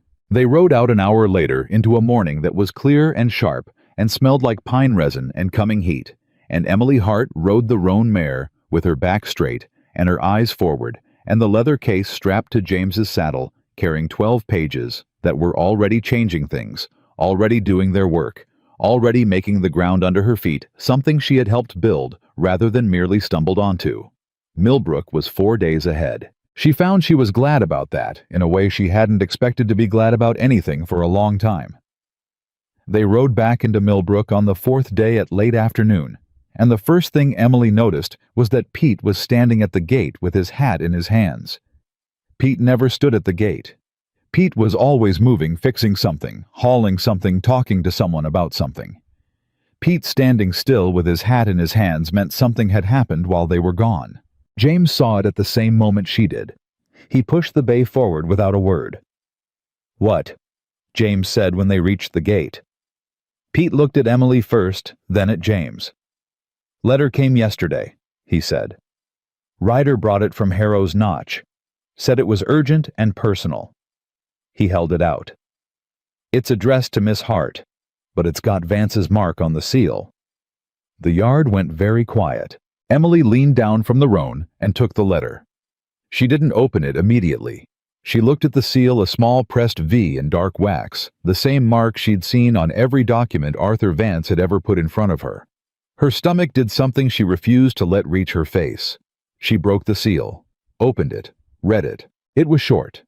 Arthur Vance wrote short when he was certain of himself, and he was clearly certain of himself in this letter, and what he was certain of was this. He knew she had gone to Creston. He knew she had a witness.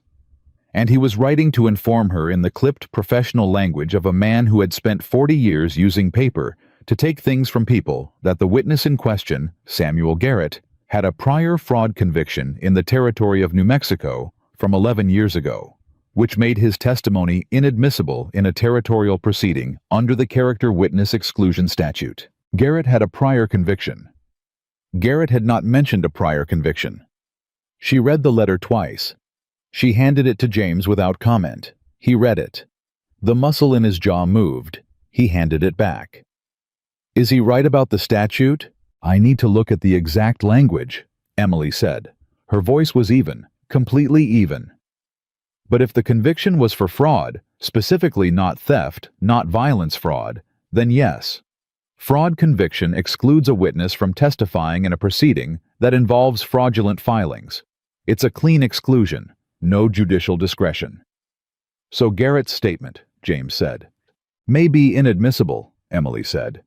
"Which means the 7 void filings stand on their own without corroboration, which is still enough for the commissioner to act on." She stopped. Thought. Unless Vance challenges the filing comparison on the grounds that the person who compiled it is the same person who brought the case, he could argue bias in the document review. Can he make that argument hold? With a Bott County judge, yes, she said. Which we don't have anymore. But the Territorial Review Board process for removing the judge takes time, and in that window, he files a challenge, James said. He files a challenge, she confirmed, and the commissioner has to hold the proceedings pending resolution. She looked at the letter in her hand. He thought about this before we even left Millbrook. He let us go to Creston. He let Garrett testify. Because he knew the testimony would be thrown out, and it would look like we'd overplayed our hand. The silence after that was the kind that had weight and edges. Cord said quietly, "So he wins." "No," Emily said.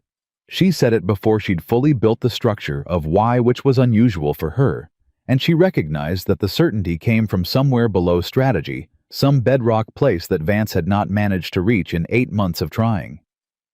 "He doesn't win, but we have to move differently." She looked at James. "The study. I need the Territorial Code Index and 2 hours."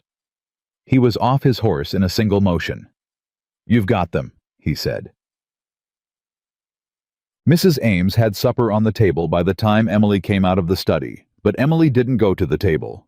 She went to the kitchen doorway and stood there with 3 pages of handwritten notes and the look on her face that Mrs. Ames had come to recognize over the past 3 weeks as the look that meant something had been broken open and rebuilt. "Eat," Mrs. Ames said without looking up from the stove. "In a minute," Emily said. "Where is Garrett?" "Guest room," Mrs. Ames said. "James told Pete to put him there when he rode back with you." A pause. "Is he a problem?" "He's about to be a solution," Emily said. "Or he's about to leave Millbrook on his own, which is also an option." She turned back toward the hallway. 10 minutes. 5, Mrs. Ames said. "Food's hot now, cold in 10. Emily was already at the guest room door. She knocked twice. Garrett opened it. He looked like a man who had been sitting with something heavy since Creston, which he had been, because she'd seen the way his face had changed on the ride back when James had told him about the letter. He'd gone quiet in a particular way, not the quiet of innocence, but the quiet of someone who has been carrying a fact they should have disclosed, and has just lost the option of disclosing it on their own terms. "New Mexico," Emily said. "Yes," Garrett said. "How long ago?" 11 years. "Was it land fraud specifically or financial fraud generally?" Garrett's jaw worked. "Land fraud," he said. "Small claim. I was 28 and I made a bad decision for fast money and I served 14 months. He met her eyes. "I should have told you." "Yes," she said. You should have. Why didn't you? Because I thought it wouldn't matter, he said. Because I thought what I knew about Vance was so much bigger than one old conviction that it would outweigh it. He paused. And because I was ashamed. Emily looked at him for a long moment. She thought about the difference between a man who hides a thing because he means to use the hiding against you, and a man who hides a thing because he can't stand the shape of it in the light. She'd known both kinds. This was the second kind. Sit down, she said. He sat.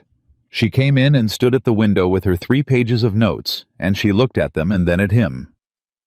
The character exclusion statute bars your testimony in the main proceeding, she said. But there is a separate mechanism. A territorial fraud investigation. Not a land proceeding. A criminal fraud investigation, under the marshal's authority, doesn't carry the same exclusion rules. Criminal proceeding, different evidentiary standard.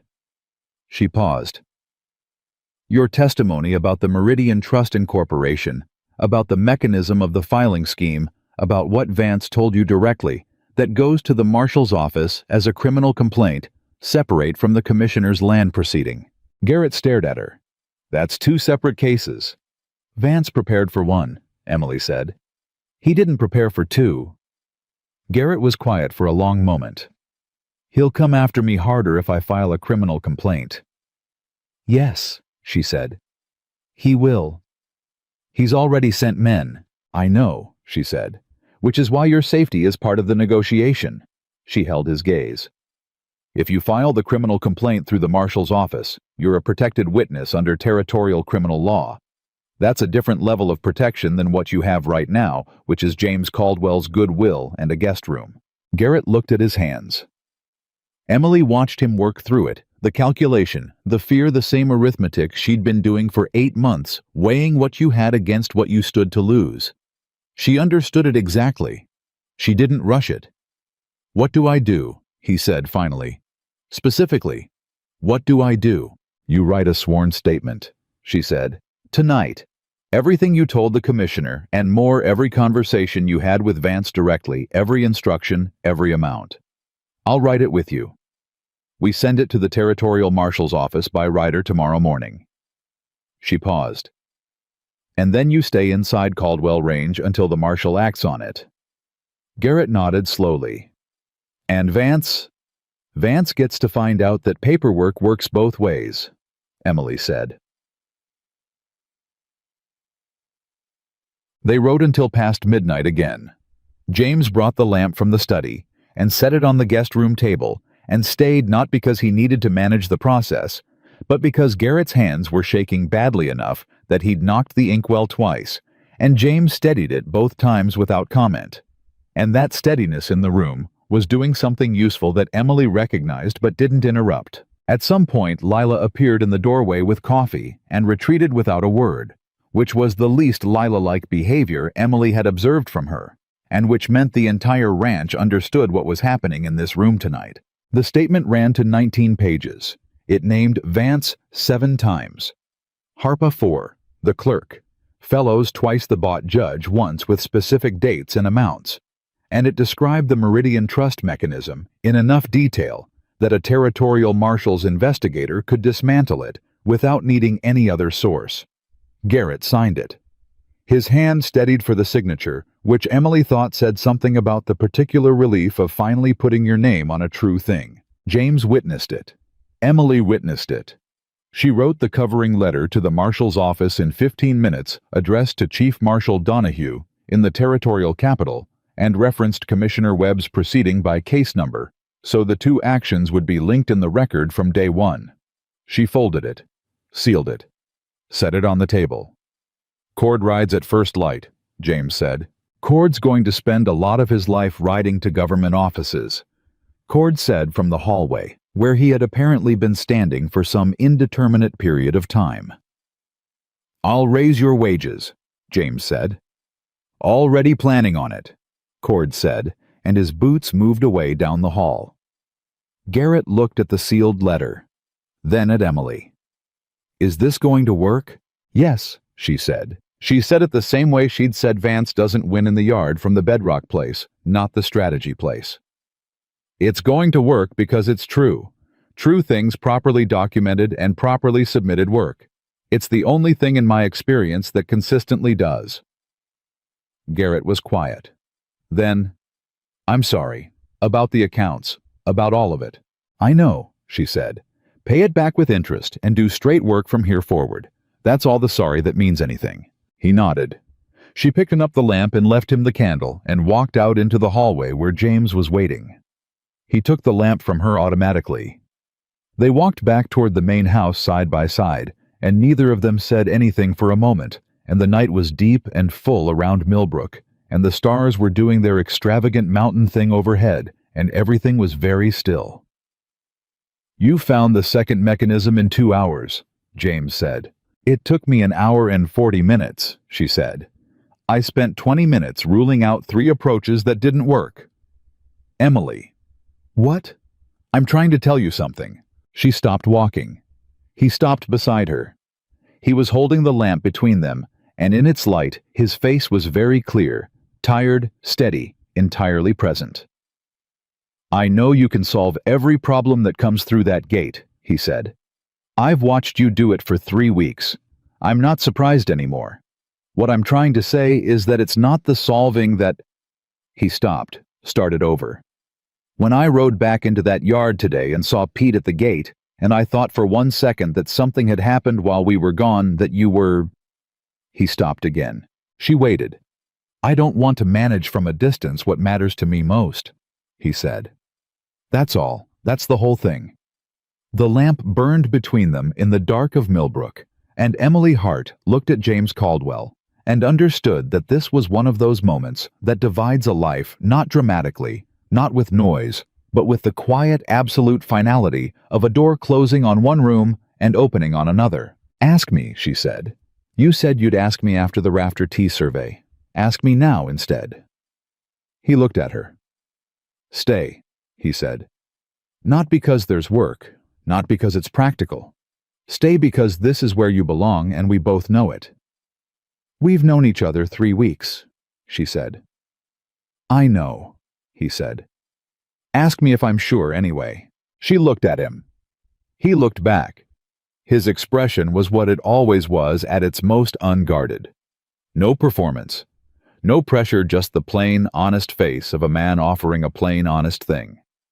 Are you sure? She said. Yes, he said. No pause.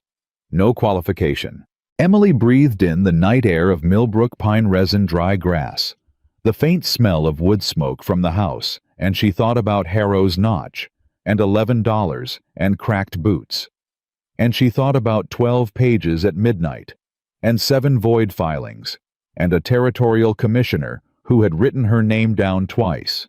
And she thought about what it meant to arrive somewhere and find that the arriving was not the end of something, but the beginning of it. The Rafter Tea resurvey response is going to come in the next week, she said. Probably, he said.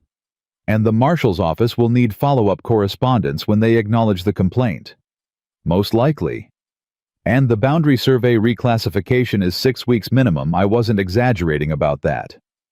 I know, he said. I wasn't asking you to stop working. I know you weren't, she said. And then, yes. He stilled. Yes, she said again. I'll stay. Not because I have nowhere else to go. I have somewhere to go now. I built that in Creston. I could build it anywhere. I'm staying because I want to. Because this ground is worth standing on, and the work is worth doing, and you... She paused. Let the true thing take its full shape before she said it. You are the first person in a very long time who looked at what I could do and made room for it, instead of trying to make it smaller. James was very still. The lamp in his hand held steady. That's everything, he said quietly. Yes, she said. It is. He reached out, and she understood a beat before it happened what he was going to do. Not a gesture of possession or claim, but the simplest possible thing a hand extended offered. Take it or don't. She took it. His hand was calloused and warm, and held hers with the same quality as everything else about him, firm without force, present without pressure. They stood like that for a moment in the dark yard of Millbrook Station, under a mountain sky that was doing its enormous, indifferent, beautiful thing. And neither of them needed to say anything else, because the thing had been said, and it was true. And true things properly stated don't need footnotes. Gag. The marshal's office acknowledged the complaint in 8 days. On the 9th day, Deacon Harp was removed from his county position pending investigation. On the 11th day, the clerk named Fellows was arrested at the county land office while attempting to amend 3 of the Meridian Trust filings, an action that the responding deputy marshal described in his report as the least subtle thing he had witnessed in 11 years of service. On the 14th day, Commissioner Webb issued formal void findings on all 7 fraudulent land filings and registered the clean boundary claims for Caldwell Range at the territorial level. Emily read each piece of correspondence aloud at the supper table the evening it arrived. The whole table heard it: James, Pete Cord, Mrs. Ames, Lila Duff, and Garrett, who was still in the guest room and working off the $40 at supply rate, as agreed. Each reading was met with a particular Millbrook silence, not celebration. Exactly more. The sound of people who have been holding tension for a long time, feeling it, release notch by notch. On the 15th day, a letter arrived from the territorial capital addressed to Miss Emily Hart Caldwell, Range Millbrook Station, from Chief Marshal Donohue's office. It thanked her for the thoroughness of the criminal complaint documentation, noted that the Vance investigation was now active at the territorial level, and informed her that her name had been forwarded to the Territorial Attorney General's office as a resource in future land fraud proceedings should she be willing to consult. She read that one privately in the study at the desk that was now hers. She sat with it for a while. Then she folded it, put it in the second drawer, and went back to the Rafter Tea correspondence, which had come in 2 days prior, and which was, as she had predicted, pushing back on the resurvey cost split, with exactly the 3 objections she had anticipated. She had responses for all 3. She'd had them before the objections arrived. She was on the second response when James came into the study. He looked at the Rafter Tea papers spread across the desk. He looked at her. He looked at the second drawer, which she had left slightly open, and he looked at her again with a question in his face. "Marshal's office," she said. "They want me to consult on future cases." He was quiet for a moment. "Are you going to—" She considered it. She thought about Commissioner Webb writing her name down twice.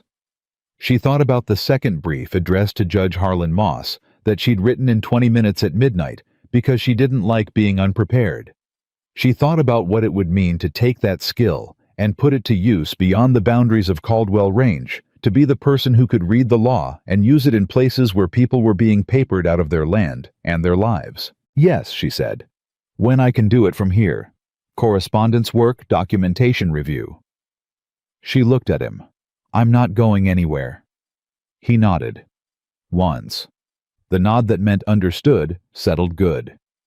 He pulled the chair that sat at the corner of the desk, the one she'd started leaving there for him without meaning to, and that he'd started using without commenting on, and he sat down and picked up the Rafter Tea letter and read it. "They're arguing the survey boundary from the 1871 Creek record," he said. "I know," she said. "Second response addresses it. The 1871 survey was conducted by a man named Albright, who lost his certification the following year. His surveys carry diminished weight under territorial evidence rules." James set the letter down. "You knew that before they made the argument." "I knew they'd make the argument," she said. "The 1871 record is the only thing they have. So I looked up Albright." He looked at her with the expression she now knew by its exact shape. The open door, the full quiet version of the thing that had been building since a dusty road in Harrow's Notch, when he'd seen her cracked boots and told her she'd die if she waited for mercy. She knew it now. She knew it the way you know a thing that has become part of the structure of your days, load-bearing and unannounced. "You are something Emily Hart," he said. "I'm a bookkeeper," she said. "You are considerably more than that," he said. "Well," she said, "the books are still where I started." She picked up her pen. "And they still need keeping." He stayed at the corner of the desk while she worked. He had his own papers, range management notes, Cattle counts the ongoing record of a working operation that never stopped needing attention.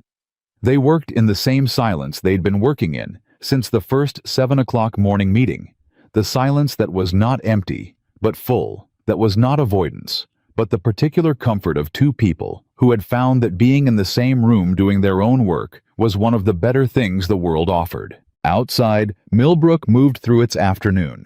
Pete crossing the yard, Cord's voice at the barn, Mrs. Ames's kitchen producing the smell of something that would be good at 6 o'clock. Ordinary sounds, working sounds. Then Pete's voice changed. Emily heard it before she understood it, a sharp carrying note that wasn't his usual easy tone. She was up from the desk before she'd made the decision, and James was right beside her, and they came out of the study door into the hallway and through the front of the house into the yard in 10 seconds. Pete was at the gate. He was not alone. There were two men on horseback that Emily didn't recognize, and between them, on a horse he clearly hadn't chosen to ride in on, was a man she recognized immediately and completely. The way you recognize something that has been a source of dread for so long, it has taken up permanent residence in your chest. Arthur Vance was 60 years old, heavier than she remembered, with the kind of face that had been handsome once and had not accepted the loss of it gracefully. He was wearing a city suit that had no business on a mountain road. And he was looking at Emily with the expression of a man who has run out of legal options and has decided to try the direct approach. He hadn't come with an army.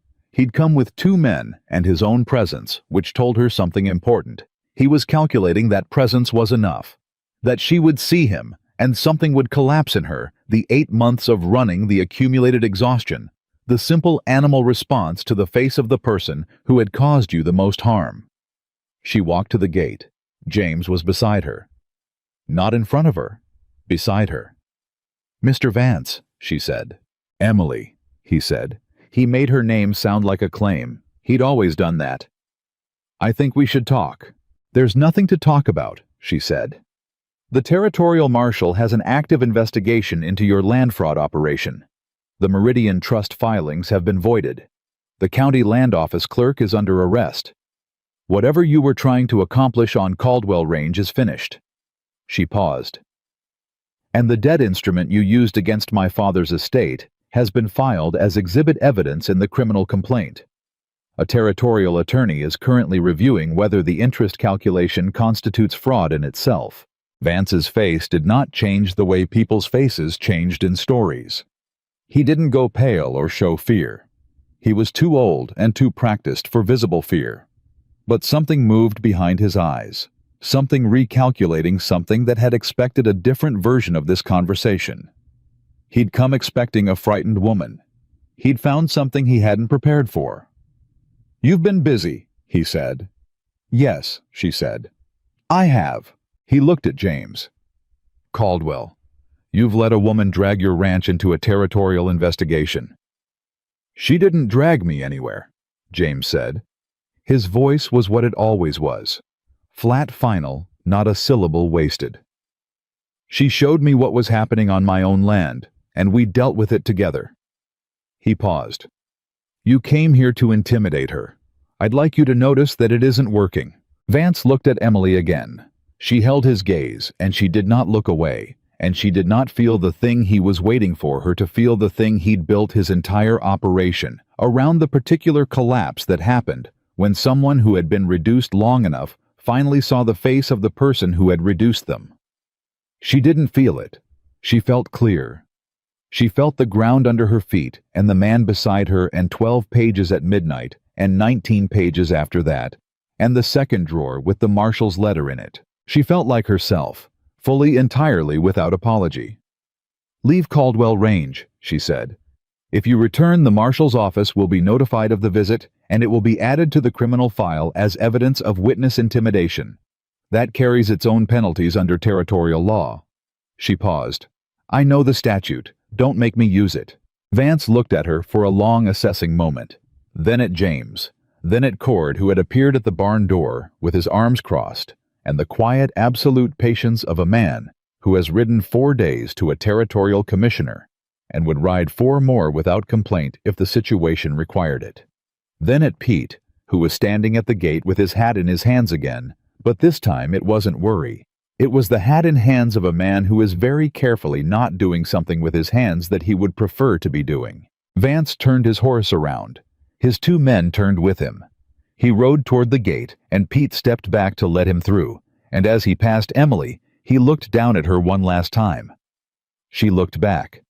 She did not look away until he was through the gate, and the gate was between them. Then she breathed. James's hand found her shoulder, not grabbing, not gripping, just present, the same quality as everything he offered, steady, deliberate there. She put her hand over his for a moment. Just a moment. Then she dropped it, and she turned back to the house because there was a Rafter T response on her desk that needed finishing, and the marshal's office consultation letter that needed a reply, and 6 weeks of boundary survey, reclassification correspondence that was not going to write itself. She walked back into the house. James walked with her. "He's not done," she said when they were in the hallway. "No," James said, "but he's close. The criminal investigation will take months. I know. I'll need to stay current on every development. Respond to the attorney's inquiries, update the documentation as new evidence comes in." "I know," he said. She stopped at the study door. She looked at him. He looked at her. His hand was still warm from her shoulder, and the afternoon was settling into the particular late-hour quiet of a working ranch winding down, and the corner chair was at the desk, and the lamp was lit, and the Rafter T response was on the second page waiting. "This is going to take a while," she said. "Emily," he said with the quiet certainty of a man who has made his decision and made it from something deep and solid and entirely unmovable. "I'm not going anywhere either." She walked into the study. She sat at the desk. She picked up her pen. He sat in the corner chair and picked up his papers, and outside Millbrook Station, breathed in the long mountain evening, and inside the study, a lamp burned over 2 people